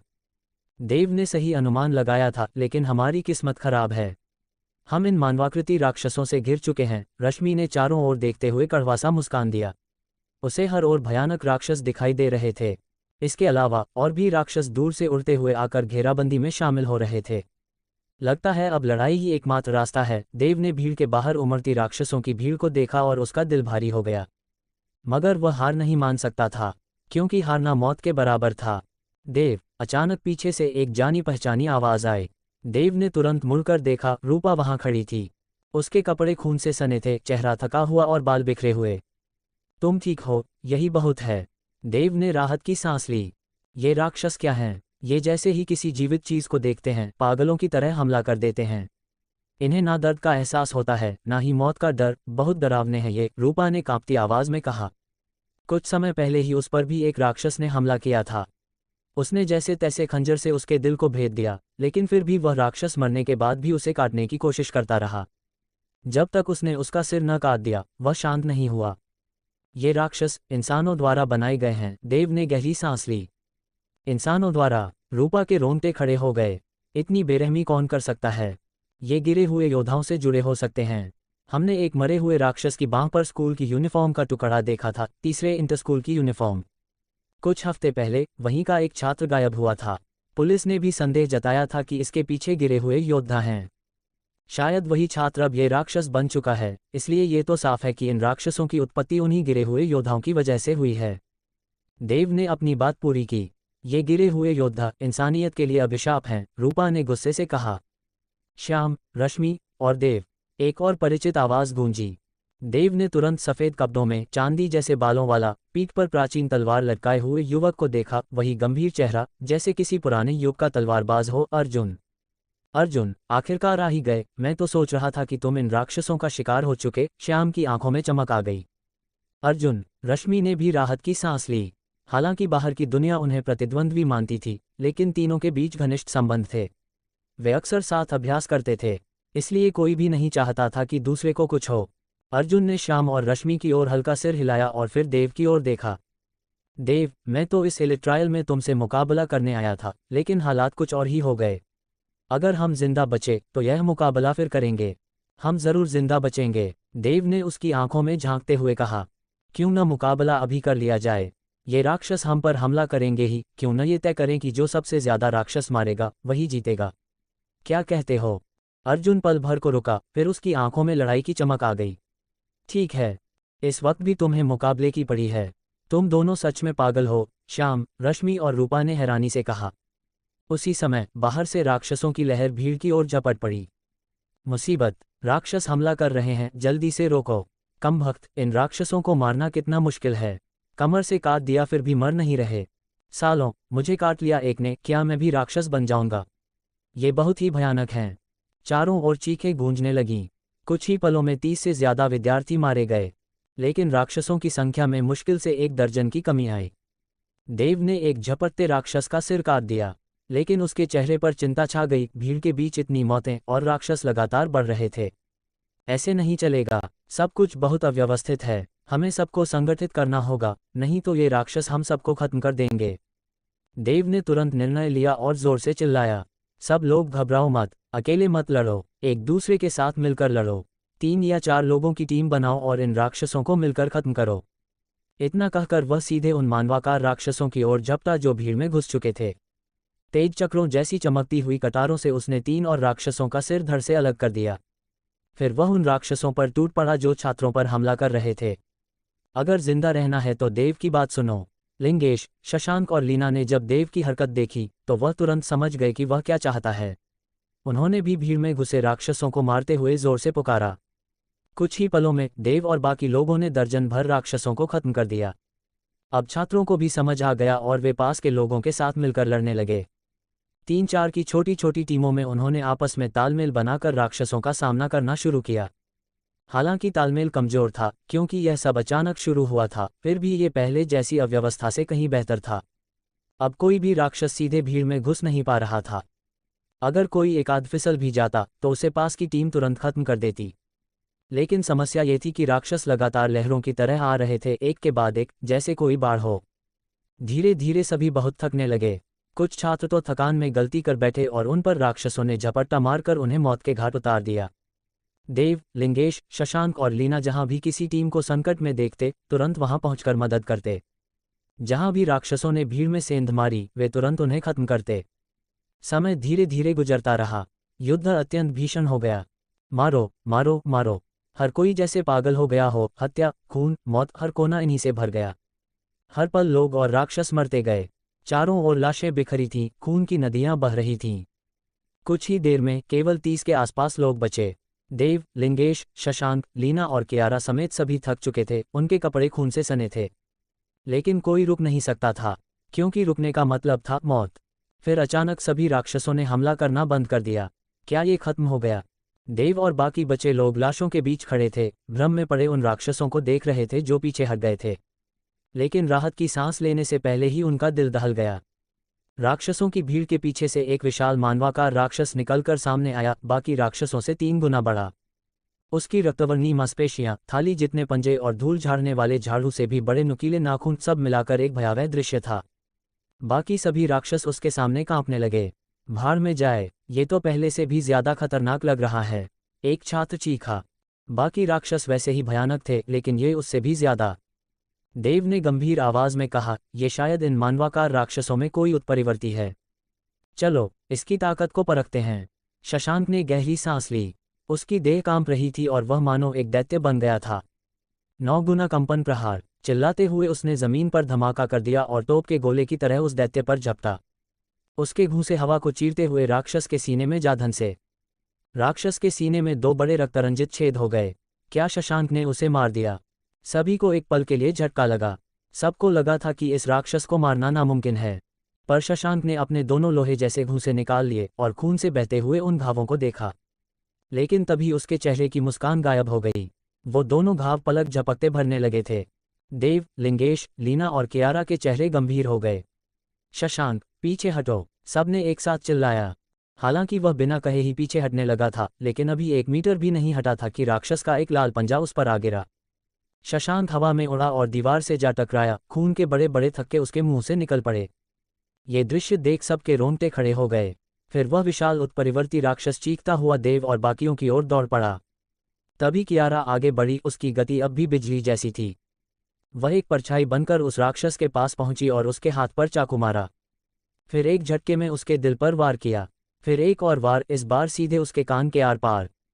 3 सांसों से भी कम समय में कियारा ने राक्षस के शरीर में दर्जनों घाव बना दिए थे। रक्त बह रहा था, खासकर कान से, जैसे कोई फव्वारा फूट पड़ा हो। लेकिन वो राक्षस जैसे कुछ महसूस ही नहीं कर रहा था। ना उसने गति कम की, ना ही कोई प्रतिक्रिया दी। उसने एक कराहते हुए जोर से जमीन पर हाथ पटका। जमीन फट गई और मिट्टी की लहरें चारों ओर फैल गईं। उफ! कियारा खून उगलते हुए पीछे जा गिरी। इस राक्षस की खुद को ठीक करने की शक्ति बहुत ज्यादा है। मैं इसे जरा भी नुकसान नहीं पहुंचा पा रही। लीना ने छाती पकड़ी और खून की उल्टी करते हुए पीछे हटी। क्या ये उत्परिवर्तित प्राणी जागरण स्तर तक पहुंच गया है? शिवम देव और बाकी लोगों के पास लौटा और गंभीरता से बोला। उसे लग रहा था जैसे उसके शरीर की सारी हड्डियां उस राक्षस की एक मार से टूट चुकी हों। असंभव! अगर वो जागरण स्तर पर होता तो अब तक तुम मुझसे बात करने के काबिल नहीं होते। ललित ने उसकी ओर देखा और ठंडे स्वर में कहा। शिवम चुप रह गया। शायद वो जागरण स्तर पर न पहुंचा हो, लेकिन मैं इसे अर्ध जागरण स्तर कहूं तो गलत नहीं होगा, देव ने गंभीर स्वर में कहा। ललित ने शिवम और लीना की ओर देखा। हम तीनों ने बहुत समय से साथ लड़ाई नहीं लड़ी। आज हम मिलकर इस राक्षस को खत्म करेंगे। हमला करो! उसने जमीन पर जोर से पैर पटका और उसकी आकृति हवा में उड़ती चली गई। हा हा हा! देव, अब अपनी आंखें खोलकर देखना। पहले हाई स्कूल के 3 राक्षसों की ताकत, शिवम ने जोश में कहा। दर्द भूलकर वो जंगली जानवर जैसा गरजा और धड़ाम से राक्षस की ओर दौड़ा। सही कहा, बहुत समय हो गया हमारी तिकड़ी को साथ लड़ते हुए। लीना की आंखों में आत्मविश्वास झलकने लगा। वो हवा में एक धुंधली परछाई सी बनी और दोनों के साथ होली। मैंने आखिरकार पहले हाई स्कूल के तीनों को एक साथ लड़ते देखा, कियारा ने उत्साहित होकर देव से कहा। शायद तुम नहीं जानते, लेकिन इन तीनों की सबसे बड़ी ताकत उनकी समन्वय शक्ति है। पहले हाई स्कूल के एक शिक्षक ने बताया था कि भले ही ये तीनों सैटेलाइट सिटी के प्रतिभावान हों, लेकिन अगर तीनों एक साथ मिल जाएं, तो इनकी ताकत किसी भी राष्ट्रीय या अंतर्राष्ट्रीय प्रतिभा से कम नहीं होती। ऐसा है क्या? तो अब मैं इन तीनों की संयुक्त ताकत को ठीक से देखूंगा। अब तक ललित, शिवम और लीना उस राक्षस के सामने पहुंच चुके थे। रो! राक्षस ने उन्हें देखकर दहाड़ मारी और भारी पंजा उनकी ओर लपकाया। भले ही वो विशाल था, पर उसकी गति विस्मयकारी थी। पलक झपकते ही उसका पंजा तीनों के सामने आ चुका था। मैं संभालता हूँ, ललित चिल्लाया और उसकी तलवार बिजली सी चमक उठी। तलवार इतनी तेज थी कि आंखों से देखना मुश्किल था। पलक झपकते ही पंजे में दर्जनों खून से भरे छेद हो गए, उसकी गति धीमी पड़ गई। ललित ने आसानी से हमला चकमा देकर बचा लिया। हा हा हा, अब मेरी बारी। शिवम ने जोर से हंसते हुए अपनी 9 गुना कंपन मुक्का तकनीक अपनाई। पर उसने सीधे राक्षस पर हमला नहीं किया। उसने 9 मुक्के जमीन पर मारे। धम धम धम, जैसे 9 बम एक साथ फटे हों। जमीन फट गई और 4 मीटर गहरा, 2 मीटर चौड़ा गड्ढा बन गया। राक्षस चौंक गया और उसमें गिर गया। अब उसका ऊपरी हिस्सा ही जमीन से बाहर था। अब मौका है। ललित और लीना ने तुरंत हमला किया। तलवार और छुरियों की रफ्तार से उसकी चमड़ी चीर दी गई। सैकड़ों घाव बन गए, जिनसे हड्डियां तक दिखने लगीं। मर जा! शिवम ऊंचाई से कूदा और पूरी ताकत से उसका सिर कुचल दिया। राक्षस जमीन में धंस गया। अब ये नहीं बचेगा। शिवम गड्ढे के किनारे जाकर घुटनों के बल बैठ गया और गर्व से बोला। शायद अब मरा हो। ललित और लीना भी आश्वस्त थे। इन तीनों का तालमेल वाकई गजब का है, देव ने कहा। अचानक गड्ढे से एक खूनी पंजा बाहर निकला। धड़ाम! शिवम एक बार फिर हवा में उछलकर एक इमारत से टकराया। कसम से! ललित और लीना घबरा गए और पीछे हटे। रो! एक डरावना राक्षस छलांग लगाकर बाहर निकला और तुरंत ललित और लीना के पास पहुंच गया। लीना की ओर उसका पंजा बिजली की तरह लपका। लीना की आंखों में भय था। उसे लग रहा था अब वो नहीं बचेगी। देव, कियारा और बाकी छात्र स्तब्ध थे। उसी समय ललित आसमान में कूदा। वज्रवृष्टि तलवार तकनीक, उसकी तलवार बिजली सी बरसी। सैकड़ों बार वार करते हुए उसने राक्षस को कांटों की तरह भेद दिया। लीना ने राहत की सांस ली और 10 मीटर पीछे हट गई।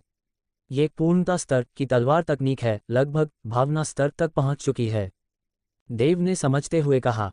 वो जानता था कि ऐसी तकनीक बिना किसी विशेष साधन के हासिल करना बहुत कठिन है। ललित ने ये सिर्फ अभ्यास से पाया था।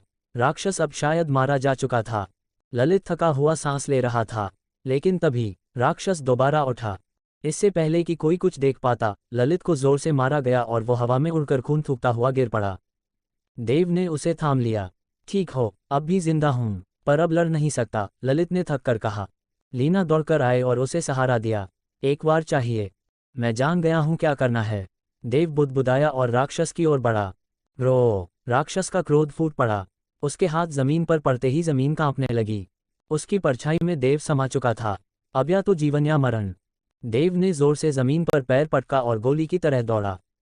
राक्षस ने अपना मुंह खोला और अपने विशाल हाथों से वार किया, लेकिन देव शांत था। उसके कदमों में अचानक गति आ गई, बाएं मुड़ा, दाएं घूमा, तिरछा उछला और सीधे राक्षस के सामने पहुंचा। उसने हाथ और पैर दोनों से हमला किया। भावना स्तर टेढ़ा हाथ ब्लेड और पूर्णता स्तर तीव्र ब्लेड किक साथ साथ चले। उसके हाथ और पैर चाकू बन गए और राक्षस की गर्दन की ओर बढ़े। सब वार एक जगह केंद्रित थे। फिर एक चमकती हुई कट बनती गई। राक्षस की गर्दन कट गई। उसका सिर जमीन पर गिरा और खून का फव्वारा निकल पड़ा। ये क्या वार था? अब कोई मुकाबला नहीं, मैं हार गया। ललित बुदबुदाया और देव को देखता रह गया। राक्षस जमीन पर गिर पड़ा, उसका खून चारों तरफ फैल चुका था। सब लोग देव की तलवार की उस अद्भुत मार से इतने अभिभूत थे कि उन्हें यह समझने में कुछ पल लगे कि वह राक्षस अब मर चुका है। ये भयानक राक्षस आखिरकार मारा गया। लिंगेश, रिया, काव्या और बाकी बचे छात्र गहरी सांस लेते हुए बोले। वे अब जाकर सही मायनों में सुरक्षित महसूस कर पा रहे थे। वो बहुत ताकतवर है, मुझसे कहीं ज्यादा। लिंगेश देव की ओर देख रहा था, जो राक्षस की लाश के पास खड़ा था। उसकी आंखों में सम्मान और थोड़ी जिज्ञासा थी। देव भी उस पल को अपने जहन में दोहरा रहा था। उसने उस वार की स्थिति को ध्यान से याद किया और उसे अपने भीतर हमेशा के लिए बसा लिया। उसे यकीन था कि थोड़े अभ्यास के बाद वह इस चाल को जब चाहे दोहरा सकेगा। उद्धरण चिन्ह ... लेकिन अभी भी कुछ परेशानी बाकी है, भले ही इस राक्षस को मैंने मार गिराया हो, देव ने अपने आप से कहा और आसपास खड़े दूसरे मानवरूपी राक्षसों की तरफ देखा। अरे, इन राक्षसों के साथ कुछ हो रहा है। देव ने देखा कि सारे मानवरूपी राक्षस जमीन पर पड़े तड़प रहे थे और कराह रहे थे। इन राक्षसों को क्या हो गया? रिया, काव्या और बाकी छात्र देव के पास आकर जमीन पर पड़े उन राक्षसों को देखने लगे। मुझे ठीक से नहीं पता, देव ने थोड़ी देर सोचकर कहा। शायद इन बनाए गए राक्षसों में कोई गंभीर कमी हो और अब उनका समय पूरा हो गया हो।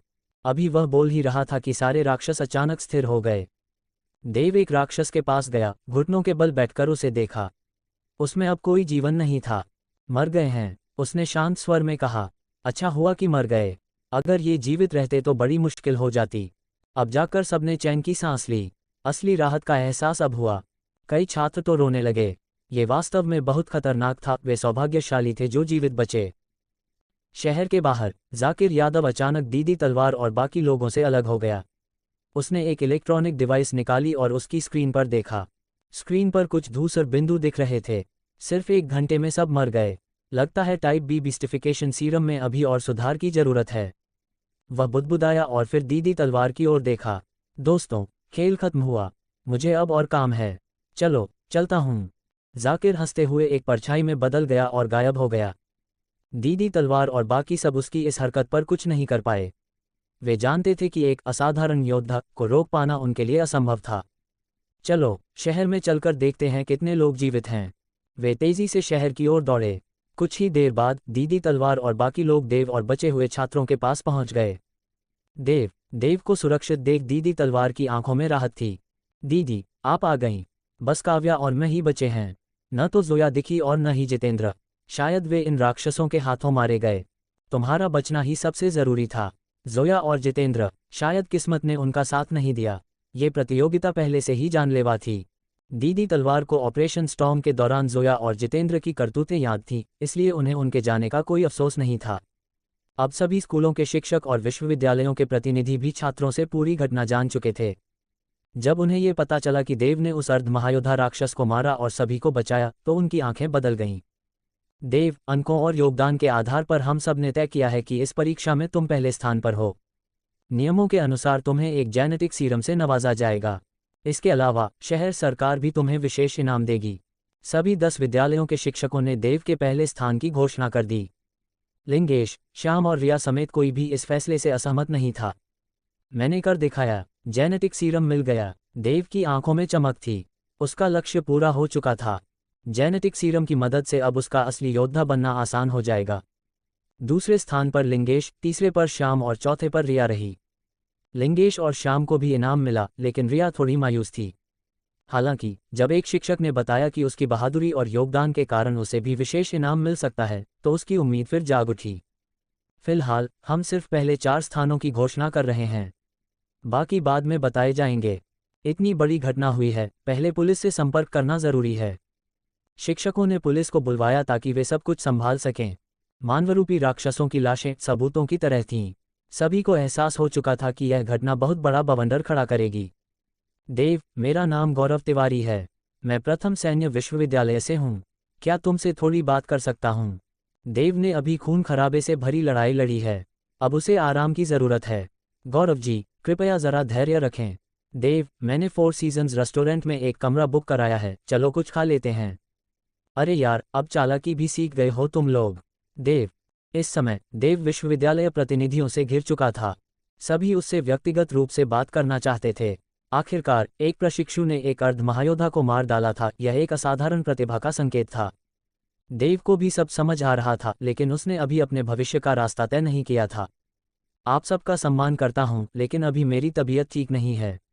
विश्वविद्यालय में प्रवेश को लेकर मैं कुछ दिन बाद फैसला करूंगा। दीदी, चलिए अब लौटते हैं, देव ने झुककर कहा और दीदी तलवार के साथ वहां से चला गया। चलो वापस चलते हैं। दीदी ने मुस्कुराते हुए देव और काव्या का हाथ थामा और हवा में एक परछाई बनकर निकल पड़ी। एक जंगल में विकराल भेड़िया जाकिर यादव तेजी से दौड़ता हुआ एक छोटे से जंगल में पहुंचा, पर वहां उसके आदमी नदारद थे। कहाँ गए ये सब? चाकू कहाँ है? नरक में तुम्हारा इंतजार कर रहे हैं। एक थुलथुल, सुस्त और आलसी दिखने वाला अधेड़ आदमी अचानक एक पेड़ के पीछे से निकला। तू है कौन? जाकिर का शरीर तनाव में आ गया। उसने उस आदमी की ओर बेहद सतर्कता से देखा। वह जानता था यह आदमी असामान्य था। मरे हुए लोगों को ज्यादा जानने की जरूरत नहीं होती, आदमी ने थके स्वर में कहा। जाकिर का अनुभव कह रहा था कि यह शख्स बेहद खतरनाक है। बिना एक पल गंवाए वह मुड़कर भागने लगा, पर अभी वह 10 कदम ही दौड़ा था कि एक पतली डाली उसकी खोपड़ी चीरते हुए आर पार निकल गई। पलक झपकते ही जाकिर यादव, जो कुछ देर पहले इतना अकड़ रहा था, चुपचाप मर गया। क्या हर दूसरा गुंडा अब यहाँ शहर में उपद्रव करने लगेगा? इन्हें पता नहीं बॉस को शांति पसंद है। वीकेंड था यार, वांग आंटी के साथ डांस का प्रोग्राम था, सब चौपट कर दिया। वह आदमी बड़बड़ाते हुए लाश के ऊपर से निकला और जंगल से बाहर निकल गया। उसने जाते जाते जंगल की एक दिशा में गहराई से देखा। उसके जाते ही 2 परछाइयां एक पेड़ से नीचे कूदीं। एक था सिल्वर फॉक्स शुभम, दूसरा एक लंबा चौड़ा काला चोगा पहने व्यक्ति। कितना खतरनाक आदमी था, देखा। इस शहर के पानी बहुत गहरे हैं, अगर हमने कोई गलती की तो हमारी लाश भी किसी को नहीं मिलेगी। आप सही कह रहे हैं मालिक, ये जगह बहुत ही खतरनाक है। मैंने उस आदमी का नाम भी नहीं सुना था, लगता है इस शहर में गुप्त शक्तियां छुपी हुई हैं। चलो यहाँ से निकलते हैं, किसी बड़े खेल में फंस गए तो हमारी लाश तक नहीं मिलेगी। कहते ही वे दोनों गायब हो गए। जगनपुर शहर, लोंगकुआं जिला। देव, आपने एलीट ट्रायल में पहला स्थान हासिल किया है। ये सिटी हॉल की तरफ से मिलने वाला जेनेटिक पोशन है। कृपया अपनी उंगली से बॉक्स खोलें। एक ऑफिस ड्रेस में युवती ने देव को एक सीलबंद धातु बॉक्स सौंपा। देव के मन में जोश उमड़ पड़ा। आखिरकार जेनेटिक पोशन आ गया था। उसने अपने अंगूठे को बॉक्स पर रखा। बीप, फिंगरप्रिंट सत्यापित। एक यांत्रिक आवाज आई और बॉक्स खुल गया। अंदर हल्के नीले रंग की एक सिरिंज रखी थी। सिरिंज पर एक सफेद लेबल चिपका था, जिस पर लिखा था जेनेटिक पोशन। देव, अगर सब कुछ ठीक है तो यहाँ साइन कर दीजिए, उस युवती ने मुस्कुराते हुए कहा। उसकी आंखों में हल्की ईर्ष्या झलक रही थी। ये पोशन किसी की किस्मत बदल सकता था। बाजार मूल्य था 10 मिलियन, मगर इतनी रकम होने के बावजूद इसे खरीदना लगभग असंभव था। देव ने साइन कर दिए और युवती चली गई। देव ने दरवाज़ा बंद किया। उसकी छोटी बहन दिया और पिता दयानंद पास आ गए। भैया, क्या यही जेनेटिक पोशन है? दिया ने हैरानी से हल्के नीले रंग की सिरिंज को देखा। हाँ, यही है, देव ने मुस्कुरा कर दिया के सिर पर हाथ फेरा। अब तुम्हारा भाई असली मार्शल आर्टिस्ट बनने वाला है। भैया, आप तो कमाल हो, आपने पहला स्थान हासिल किया और ये पोशन भी मिल गया। दिया ने आंखों में चमक के साथ कहा, फिर अचानक मुस्कुराई। भैया, आपको याद है ना, आपने वादा किया था कि जब आप मार्शल आर्टिस्ट बनेंगे तो मुझे 5 लाख पॉकेट मनी देंगे। अरे पक्की लोभी निकली तू, देव ने झूठा गुस्सा दिखाया। पिता दयानंद बस शांत भाव से बेटे को निहारते रहे। अचानक देव की जेब में मोबाइल वाइब्रेट हुआ। उसने फ़ोन निकाला और स्क्रीन पर नोटिफिकेशन देखा। आपके खाते फोरेक्स में 2 जनवरी सुबह 10 बजे 1 मिलियन जमा हुए हैं। कुल बैलेंस 10,16,000 रुपये। फिर एक और नोटिफिकेशन आया, 1 लाख रुपये जमा हुए। कुल बैलेंस 11,16,000 रुपये। इसके बाद 2 मैसेज और आए। देव, आपने एलीट ट्रायल में उत्कृष्ट प्रदर्शन किया। सिटी प्रशासन की ओर से 10 लाख रुपये का विशेष पुरस्कार। देव, आपने विद्यालय का नाम रोशन किया। 1 लाख रुपये का इनाम। देव मुस्कुरा उठा, अब उसे सब समझ आ गया था। भैया, 1 करोड़ से भी ऊपर मिल गया। आप तो अमीर बन गए। दिया चिल्लाए, उसकी आंखों में जैसे रुपये के चिन्ह नाचने लगे। देव के दिमाग में विचार आया, अब मैं ऊंचे दर्जे का राक्षसी मांस खा सकता हूं। जितना ऊंचा स्तर उतनी तेजी से गुण बढ़ेंगे। उसने निर्णय लिया कि अभी पोषण नहीं लगाएगा।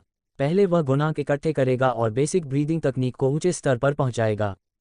देव ने स्कूल से छुट्टी ली और हर दिन 20 जनरल स्तर का मांस खाने लगा, जिसकी कीमत 30,000 रुपये प्रति किलो थी।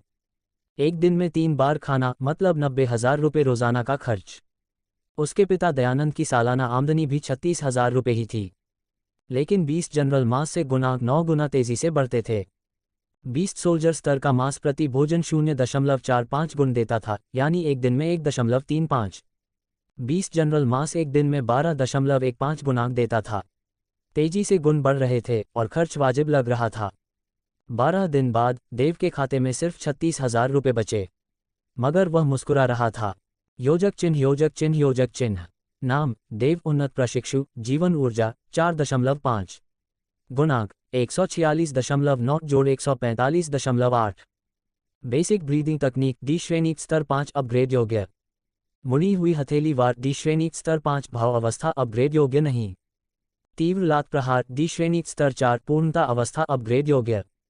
योजक चिन्ह, योजक चिन्ह, योजक चिन्ह। बेसिक ब्रीदिंग तकनीक को अपग्रेड करो। देव ने सोचा और गुणांक से तकनीक अपग्रेड कर दी। संपूर्ण बोर्ड चमकने लगा, उसकी सांसें तेज हो गईं। सारा ब्रह्मांडीय ऊर्जा उसके शरीर में प्रवेश करने लगी। हर कोशिका, हड्डी, नस, डीएनए में बदलाव शुरू हो गया। समय का होश नहीं रहा। आंखें खुली तो अदृश्य ऊर्जा पूरे कमरे में फैल गई। योजक चिन्ह, योजक चिन्ह, योजक चिन्ह। नाम, देव उन्नत प्रशिक्षु, जीवन ऊर्जा 7। गुणांक 26.9। बेसिक ब्रीदिंग तकनीक बी श्रेणी स्तर 10 रंगीन भंवर रूप अपग्रेड योग्य नहीं। मुड़ी हुई हथेली वार स्तर 5 भाव अवस्था। तीव्र लात प्रहार स्तर 4 पूर्णता अवस्था। योजक चिन्ह, योजक चिन्ह, योजक चिन्ह। ब्रीदिंग तकनीक स्तर 10, जीवन ऊर्जा 7 तक बढ़ गई। देव ने अपने पैनल को देखकर मुस्कुराया। अब वह एक सर्कुलेशन में लगभग 30 यूनिट ब्रह्मांडीय ऊर्जा खींच सकता था। सी श्रेणी तकनीक पूरी तरह अपग्रेड होकर भी 27 यूनिट ही खींचती। बी श्रेणी की तकनीक पहले स्तर पर 15 यूनिट देती और दूसरे स्तर पर 30 यूनिट। यानी उसकी तकनीक अब बी श्रेणी की दूसरी स्टेज के बराबर थी। क्या मैंने इतना बड़ा स्तर इतनी जल्दी पा लिया? देव ने खुद से कहा और हल्के से मुस्कुरा दिया। सभी श्वसन विधियां मूल श्वसन तकनीक से उत्पन्न हुई हैं। किसी ने कहा था कि भले ही मूल तकनीक में कोई विशेष गुण न हो, पर यह सबसे व्यापक श्वसन विधि है। संभव है ये हर स्तर पर सबसे शक्तिशाली श्वसन विधि हो, बस अब तक किसी ने इसे प्रमाणित नहीं किया है। मैं पहले ही इसे बी श्रेणी की द्वितीय स्तर की श्वसन विधि तक उन्नत कर चुका हूं, अब देखता हूं कि इसमें क्या विशेष है। देव बुदबुदाया और तुरंत मूल श्वसन तकनीक को सक्रिय कर दिया। उसका शरीर जैसे एक भूखा राक्षस बन गया हो, जिसने आसपास की ब्रह्मांडीय ऊर्जा को हिंसक रूप से निगलना शुरू कर दिया, जिससे एक अदृश्य खिंचाव उत्पन्न हुआ। कमरे की रोशनी धीरे धीरे मंद होने लगी। उसके शरीर के चारों ओर एक सफ़ेद प्रकाश का भंवर बनने लगा। फिर चारों ओर की शून्यता से रंग बिरंगे ऊर्जा बिंदु उठे और उस भंवर में समाहित होने लगे। वह भंवर अब एक चमकदार रंगीन भंवर में बदल चुका था। देव ने अपने शरीर के भीतर की स्थिति को ध्यान से महसूस किया। शुरुआत में उसे सामान्य ब्रह्मांडीय ऊर्जा का आभास हुआ, फिर प्रकाश से उत्पन्न ऊर्जा का अनुभव हुआ, और अंत में उसे धातु, लकड़ी, जल, अग्नि और पृथ्वी जैसे तत्वों की ऊर्जा का एहसास हुआ। ये तो अविश्वसनीय है। देव चौंक गया। असल में प्रकाश, धातु, जल, अग्नि और पृथ्वी, ये सभी भी ब्रह्मांडीय ऊर्जा के ही स्वरूप हैं। लेकिन सामान्य ऊर्जा से अलग इनमें विशिष्ट गुण होते हैं। जैसा कि देव जानता था, अधिकांश श्वसन विधियां केवल किसी एक प्रकार की ऊर्जा को आत्मसात करने पर केंद्रित होती थीं, सिवाय मूल श्वसन तकनीक के। उदाहरण स्वरूप, सूर्य श्वसन तकनीक, जो शीर्ष 10 एसएसएस श्रेणी की तकनीकों में से एक है, सूर्य ऊर्जा को आत्मसात करने पर केंद्रित है। वहीं चंद्र प्रकाश श्वसन तकनीक चंद्र ऊर्जा पर केंद्रित होती है। विभिन्न ऊर्जा आत्मसात करने से शरीर में अलग अलग परिवर्तन होते हैं, यहाँ तक कि युद्ध कौशल पर भी इसका प्रभाव पड़ता है। सूर्य तकनीक को अपनाने वाले योद्धाओं के शरीर अग्नि और ऊष्मा के प्रति प्रतिरोधी होते हैं और वे अग्निशक्ति उत्सर्जित भी कर सकते हैं। जब सूर्य आकाश में होता है तो उनकी युद्ध क्षमता अत्यधिक बढ़ जाती है। परंतु मूल श्वसन तकनीक ने इस सीमा को तोड़ दिया था।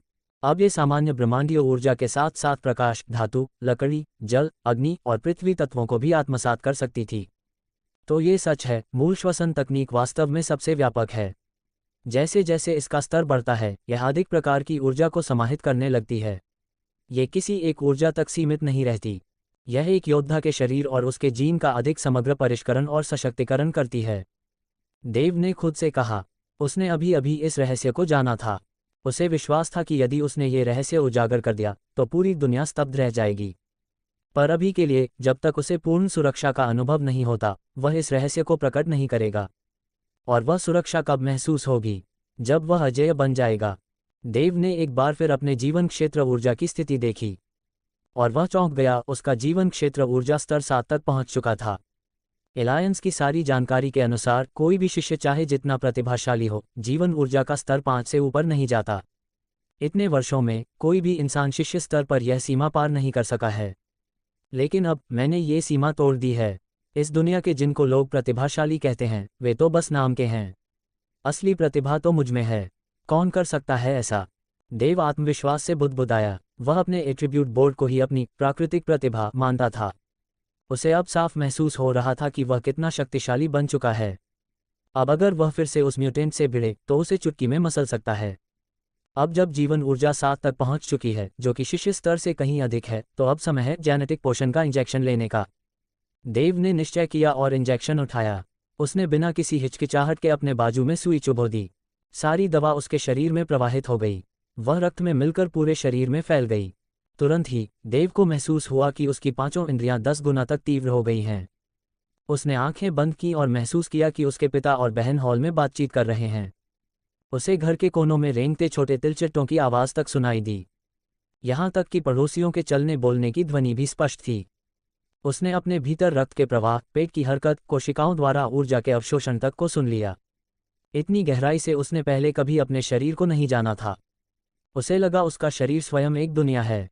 तभी उसके शरीर की हर मांसपेशी, हड्डी, अंग, कोशिका और यहाँ तक कि उसके जीन तक कांप उठे। उसका आंतरिक संसार जैसे जाग गया हो। सोते हुए जीन पहले कभी न देखे गए स्तर पर सक्रिय हो गए। परिवर्तन, रूपांतरण। उसके शरीर के हर हिस्से में परिवर्तन हो रहा था, जैसे उसके भीतर हजारों इच्छाएं चिल्ला रही हों। विकास, विकास, विकास। धड़ाम, जैसे कोई गगनभेदी गर्जना अंधकार में आकाश को फाड़ती हो, एक कंपन की लहर पूरे शरीर में फैल गई। उसके जीन में छिपी शक्ति ज्वालामुखी की तरह फूट पड़ी। देव की जीवन ऊर्जा और ऊपर बढ़ने लगी। उसके कमरे से एक जबरदस्त जीवन ऊर्जा की लहर निकली जो हवा में तूफान ले आए। हॉल में बैठे उसके पिता विजय प्रताप और बहन रुचि को एक पल को सांस लेना कठिन लगने लगा। रुचि का चेहरा पीला पड़ गया। विजय प्रताप ने आंखें आधी मूंदी और देव के कमरे की ओर देखा। धीमे स्वर में बुदबुदाए, क्या वह जागृति स्तर का योद्धा बन गया है? उन्होंने धीरे से अपनी बेटी रुचि के सिर पर हाथ रखा। उनका हाथ मानो कोई जादू करता हो। वह भारीपन जो रुचि के सीने में था, वह पल में गायब हो गया। अब उसे बहुत गर्माहट और सुरक्षा का अनुभव हुआ। देव के शरीर में चल रहा परिवर्तन धीरे धीरे शांत होने लगा। उसने अपने एट्रीब्यूट बोर्ड की ओर देखा और मुस्कुराया। नाम, देव, प्रारंभिक जागृति स्तर का योद्धा, जीवन ऊर्जा 17। उसने जेनेटिक लॉक का पहला चरण तोड़कर जागृति स्तर प्राप्त कर लिया था।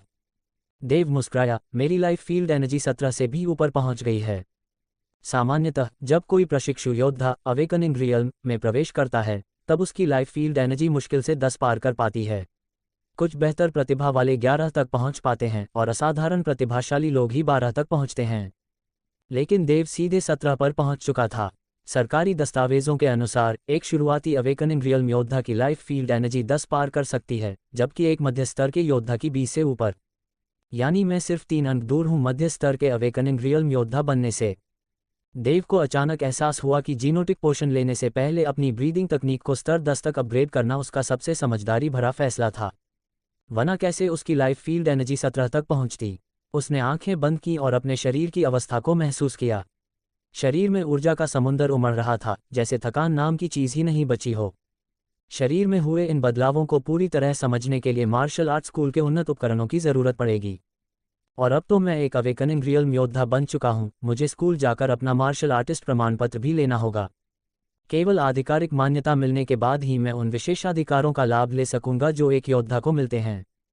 उसने गहराई से सोचते हुए मन ही मन कहा, अब ये खुशखबरी पापा और छोटी बहन को बताता हूँ। जरूर हॉल में मेरा इंतजार कर रहे होंगे। देव बिस्तर से उठा, दरवाज़ा खोला। जैसे ही वो बाहर निकला, उसकी बहन और पापा की नज़रें एक साथ उस पर टिक गईं। बहन कुछ अधीर सी दिख रही थी, लेकिन उसकी आंखों में चिंता भी साफ झलक रही थी। पापा हमेशा की तरह शांत, जैसे कोई भावनात्मक लहर उन्हें छू ही न पाती हो। भाई, क्या आप सफल हो गए? उसकी बहन आर्या ने धीमे स्वर में पूछा। देव ने एक लंबी सांस ली, मानो कुछ भारी बोलने वाला हो। आर्या की आंखें और बड़ी हो गईं, चेहरे पर चिंता की लकीरें। अरे, सफल न होता तो मैं देव कैसे कहलाता? देव ने मुस्कराकर कहा। आर्या पहले चौंकी, फिर गुस्से से उफन पड़ी। भाई, आपको मजाक सूझ रहा है? मैं सचमुच डर गई थी। वो गुस्से में पास रखा बैग उठाकर देव पर फेंकने लगी। देव हंसते हुए बैग को पकड़ लिया। क्या तुम खुश हो कि अब तुम्हारा भाई एक योद्धा बन गया है? आर्या की आंखें चमक उठीं। हाँ, बहुत खुश हूँ। भाई, मैंने सुना है कि जो लोग प्रमाण पत्र पास कर लेते हैं वो एलीट कॉलोनी में विला में रह सकते हैं। वो उत्साह से उछल पड़ी। कुछ वैसा ही है, देव ने हल्की मुस्कान के साथ कहा। उसे पता था कि ये बदलाव सिर्फ उसके लिए नहीं, बल्कि उसके पूरे परिवार के लिए नई शुरुआत थी। आर्या पुराने सोफे पर उछलते हुए बोली, अब हम भी विला में रहेंगे। देव की मुस्कान और गहरी हो गई। उसने ये सब सिर्फ अपनी ताकत बढ़ाने के लिए नहीं किया था। वह अपने परिवार की हालत भी बदलना चाहता था। काश पापा की लंगड़ी टांग भी ठीक हो सके। उसके मन में विचार आया।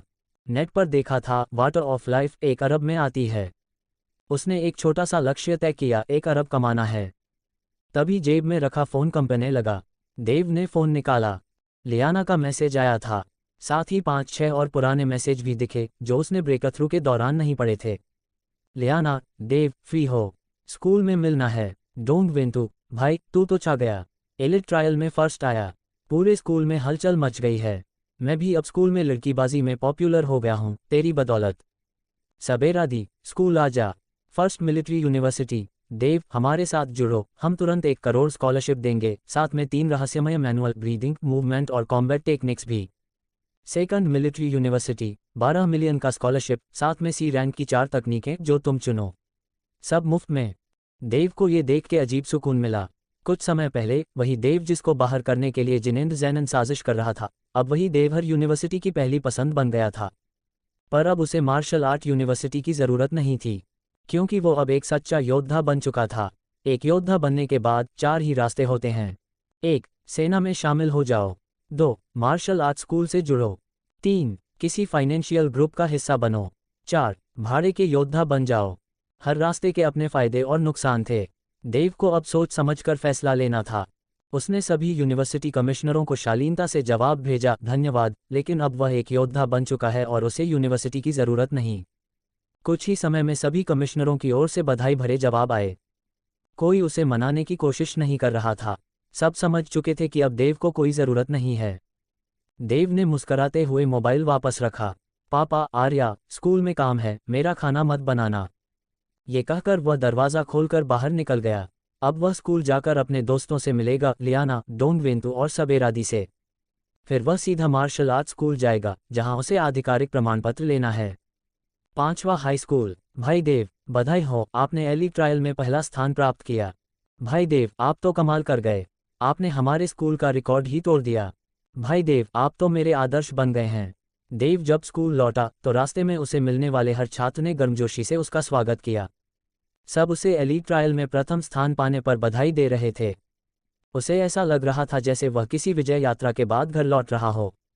यह एहसास अच्छा था। थोड़ी ही देर में देव की मुलाकात अपने सबसे अच्छे दोस्त विकास और सोनाली से हुई। वाह देव, सच में विश्वास नहीं हो रहा कि तुमने एलीट ट्रायल में इतना शानदार प्रदर्शन किया और पहला स्थान भी ले आए। तुम्हें पता नहीं, जब मैंने पहली बार ये खबर सुनी तो दंग रह गया था। वैसे तुम हमेशा से मजबूत रहे हो, लेकिन ये उम्मीद नहीं थी कि तुम टॉप 10 स्कूल्स के सारे टॉप स्टूडेंट्स को हरा दोगे, खासकर वो 3 दैत्य जो पहले हाई स्कूल से थे। विकास ने अचरज से सिर हिलाया और देव को ऊपर से नीचे तक देखता रहा जैसे वह उसे पहली बार देख रहा हो। अरे मोटे, अब बस भी कर। देव ने उसकी ओर आंखें तरेरीं। हाँ, मैं क्या करूं? तुम वाकई बहुत बदल गए हो। फिर विकास ने उत्सुकता से पूछा। तो देव, किस मार्शल आर्ट्स यूनिवर्सिटी को चुना तुमने? सोनाली ने भी ध्यान से उसकी ओर देखा। किसी को नहीं चुना, देव ने शांत लहजे में कहा। क्या, किसी को भी नहीं? विकास का मुंह खुला का खुला रह गया। सोनाली कुछ सोचती हुई सी दिखी और फिर अचानक बोली, देव, क्या तुमने जेनेटिक पोषण की मदद से मार्शल आर्टिस्ट की सीमा पार कर ली है? क्या, देव अब एक सच्चा मार्शल आर्टिस्ट बन गया है? विकास ने हैरानी से देव को देखा। हाँ, सब कुछ अच्छे से हो गया। देव मुस्कुराया। मुझे तो पहले से ही अंदाजा था। सोनाली ने थोड़ी उदासी के साथ मुस्कराते हुए कहा, मुझे पता था कि तुम जरूर सफल होगे देव। तुम्हें एलीट ट्रायल जीतने के बाद जेनेटिक पोषण मिला, तुम्हारा सफल होना तय था। अब जब तुम एक अवेकनिंग रियल मार्शल आर्टिस्ट बन चुके हो तो तुम्हें किसी यूनिवर्सिटी में जाने की जरूरत भी नहीं। बधाई हो। विकास अचानक खुशी से चिल्ला पड़ा। Martial artist? देव, तुम सचमुच असली योद्धा बन गए हो। ये तो अविश्वसनीय है। ओ बाप रे, मैं तो किसी महान शख्स से चिपक गया हूँ। विकास बार बार चिल्लाता रहा, मानो देव अब उसके लिए कोई चमकता हीरा हो। देव ने उसकी बातों को अनसुना करते हुए सोनाली से पूछा, तुमने कौन सी यूनिवर्सिटी चुनी? क्या मैं भी तुम्हारी तरह कोई भी यूनिवर्सिटी चुन सकती हूँ? सोनाली ने आंखें तरेरी। South China martial arts university. उन्होंने मेरी परफॉर्मेंस देखकर मुझे विशेष प्रवेश दिया। South China? वो भी अच्छी है। भले ही वो मिलिट्री 1 या मिलिट्री 2 जितनी प्रसिद्ध नहीं है, लेकिन वहाँ से पास होकर तुम्हें फौज में नहीं जाना पड़ेगा। मैंने भी यही सोचकर उसे चुना। अगर मिलिट्री 1 या 2 से कॉल आता तो मुश्किल होता, क्योंकि मैं अब तक तय नहीं कर पाई हूँ कि सेना में जाना भी है या नहीं। आने वाले समय में शायद मिलना मुश्किल हो, इसलिए देव और सोनाली देर तक बातें करते रहे। देव, अगर तुम कभी गुआंगडोंग सिटी आओ तो ज़रूर मुझसे मिलना, सोनाली ने अचानक कहा और गंभीरता से उसकी आंखों में देखा। देव थोड़ी देर के लिए रुका। ज़रूर मिलूंगा, वादा है, तोड़ना नहीं। सोनाली मुस्कुराए और चली गई। वाह देव, लगता है सोनाली को तुमसे कुछ खास लगाव है, विकास ने शरारत से कहा। तेरा काम ही है टांग अड़ाना। देव ने उसकी ओर घूरा और फिर दीदी तलवार से मिलने निकल पड़ा। अब उसे अपने प्रशिक्षण की गति बढ़ानी थी। दीदी तलवार ने मिलने की जगह स्कूल का प्रशासनिक कार्यालय नहीं, बल्कि वो मार्शल आर्ट्स क्लासरूम चुना था जहां वो पिछले महीने देव को ट्रेनिंग देती रही थी। देव ने जैसे ही कक्षा में कदम रखा, उसकी परिचित छवि फिर से सामने आई। लंबे बूट्स, टाइट स्कर्ट, छोटे बाल और तीव्र तेज नजरें। वो किसी तेज धार वाले खंजर जैसी लगती थी। उनकी आंखों से नजर मिलाना भी खतरे से खाली नहीं। वही थी दीदी तलवार। मैडम, मैं आ गया। देव उनके पास पहुंचा। दीदी तलवार ने हल्का सिर हिलाया। मैं जा रही हूँ। जा रही हैं? देव चौंका। अब मेरा यहाँ रुकना व्यर्थ है। मैं यहाँ अपने मानसिक संतुलन के लिए आई थी, ताकि बॉटलनेक तोड़ सकूं और एक्स्ट्राऑर्डिनरी रियल में प्रवेश कर सकूं। जिन झाओयांग से हुई मेरी लड़ाई ने मुझे बहुत कुछ सिखाया, उसी से मुझे ये सफलता मिली है। अब मुझे आगे बढ़ना है। देव को उम्मीद नहीं थी कि दीदी तलवार इतनी जल्दी एक्स्ट्राऑर्डिनरी रियल में प्रवेश कर लेंगी। आपको बधाई हो मैडम। लेकिन उनके जाने की बात सुनकर वह थोड़ा उदास हो गया। स्कूल में प्रवेश के बाद से दीदी तलवार ही उसकी मार्गदर्शक रहीं। उन्होंने ही उस समय उसके लिए लड़ाई लड़ी थी जब अकादमिक डायरेक्टर जिन महेश अपने भतीजे जिन नरेन को उसकी गारंटीड सीट पर बैठाना चाहता था। उन्होंने बहुत कुछ किया था। अब उनके जाने की बात सुनकर देव को एक खालीपन महसूस हुआ। हर अच्छी चीज़ का अंत होता है, और मैं सिर्फ जगदलपुर छोड़ रही हूँ, गुआंगडोंग नहीं। अब तुम मुझे ली परिवार के यहाँ गुआंगडोंग में मिल सकते हो। दीदी तलवार मुस्कुराईं। उनका ठंडा चेहरा पहली बार बेहद सजीव लग रहा था। तुम अब अवेकनिंग रियल मार्शल आर्टिस्ट बन गए हो, है ना? देव, मुझे तुम पर हमेशा से भरोसा था, पहले भी और अब भी। मुझे यकीन है कि तुम्हारा नाम एक दिन देश ही नहीं, पूरी दुनिया में गूंजेगा। फिर मिलेंगे। ये कहकर दीदी तलवार एक छाया बनकर क्लासरूम से गायब हो गईं। वो बिना किसी झिझक के चली गईं। देव थोड़ी देर तक मौन खड़ा रहा, फिर हल्की मुस्कान के साथ बुदबुदाया। हर किसी का अपना रास्ता होता है। सोनाली यूनिवर्सिटी जा रही है। दीदी तलवार अपने परिवार के पास लौट रही हैं। विकास जल्द ही अपने पिता का कारोबार संभाल लेगा। और मैं सबसे शक्तिशाली योद्धा बनना चाहता हूँ, देव ने खुद से कहा और तेजी से क्लासरूम से बाहर निकल गया। अब वह मार्शल आर्टिस्ट सर्टिफिकेशन के लिए जाना चाहता था। वह बस में बैठकर जल्दी ही बैटलेक्स मार्शल आर्ट्स स्कूल पहुंच गया। ये पृथ्वी की सबसे बड़ी मार्शल आर्ट्स स्कूल थी, जिसकी स्थापना पृथ्वी के नंबर 1 योद्धा द्रोण ने की थी। युद्धकुल मार्शल आर्ट्स स्कूल किसी आदिम जानवर की तरह जमीन में गड़ा हुआ प्रतीत होता था। उसकी बनावट ऐसी थी जैसे कोई सफ़ेद पाल हवा के साथ समुद्र में निकलने को तैयार हो, बिल्कुल पृथ्वी पर सिडनी ओपेरा हाउस जैसी। ये 10 विशाल समुद्री शंखों से मिलकर बना था। उत्तर से दक्षिण की लंबाई 186 मीटर और सबसे चौड़ा हिस्सा 97 मीटर था। वो देखने में भव्य और शानदार था, ये स्कूल दुनिया के सबसे शक्तिशाली योद्धा नागेंद्र द्वारा स्थापित किया गया था। ऐसे कई मार्शल आर्ट स्कूल दुनिया भर में फैले थे और यह स्कूल उन 3 सबसे प्रमुख संस्थानों में से एक था। देव पहले भी कई बार युद्धकुल स्कूल आया था। अक्सर वह यहाँ अपनी ट्रेनिंग करता और यहाँ के उन्नत उपकरणों से अपने शरीर में आए बदलावों की जांच किया करता। बीप, उसने अपना पहचान पत्र स्वाइप किया और भीतर प्रवेश कर गया। अरे देव, तू आ गया। देव, कमाल कर दिया तूने। सुना है कि तूने एलीट ट्रायल में पहला स्थान पाया। देव भैया, बहुत दिनों बाद मिलना हुआ। स्कूल के रास्ते में कई परिचित चेहरों ने देव का गर्मजोशी से स्वागत किया। देव ने भी मुस्कुराते हुए एक एक को जवाब दिया। ये स्कूल सभी युवा योद्धाओं के लिए खुला था। आमतौर पर यहाँ प्रशिक्षक गाइड करते थे, इसीलिए जयसिंह नगर के सभी युवा योद्धा यहीं अभ्यास करना पसंद करते थे। हालांकि युवा योद्धा की एक आयु सीमा थी। 30 वर्ष से ऊपर होने पर यहाँ आने की अनुमति नहीं होती थी। देव ने स्कूल की पहली मंजिल पर स्थित लॉबी में प्रवेश किया और सीधे रिसेप्शन की ओर बढ़ा। नमस्ते, कैसे मदद कर सकते हैं? स्टाफ ने शिष्टता से पूछा। मुझे योद्धा प्रमाण पत्र की परीक्षा देनी है, देव ने सीधा कहा। आप योद्धा प्रमाणित होना चाहते हैं? स्टाफ थोड़ी देर के लिए चौंक गया। सामने खड़ा युवक 16-17 साल का लग रहा था, शायद अभी स्कूल में पढ़ता हो। इतनी कम उम्र में जीन अनलॉक करके योद्धा बन जाना, शायद फिर से कोई विलक्षण प्रतिभा मिल गई हो। स्टाफ का चेहरा गंभीर हो गया क्योंकि उन्हें याद आया कि दूसरे मंजिल पर 3 और स्कूल के छात्र भी योद्धा प्रमाणन के लिए आए हुए हैं। कोई दिक्कत है क्या? देव ने पूछा जब देखा कि वह कुछ देर तक चुप रहा। नहीं नहीं, स्टाफ तुरंत बोला। कृपया अपना पहचान पत्र दें। देव ने पहचान पत्र दिया। स्टाफ ने मशीन पर उसे स्वाइप किया। नाम देव, लिंग पुरुष, जन्मतिथि 12 जून 3003, पता फ्लैट नंबर 115, बिल्डिंग 38, 64वीं मंजिल, लोनपुर जिला, जयसिंह नगर, महाराष्ट्र।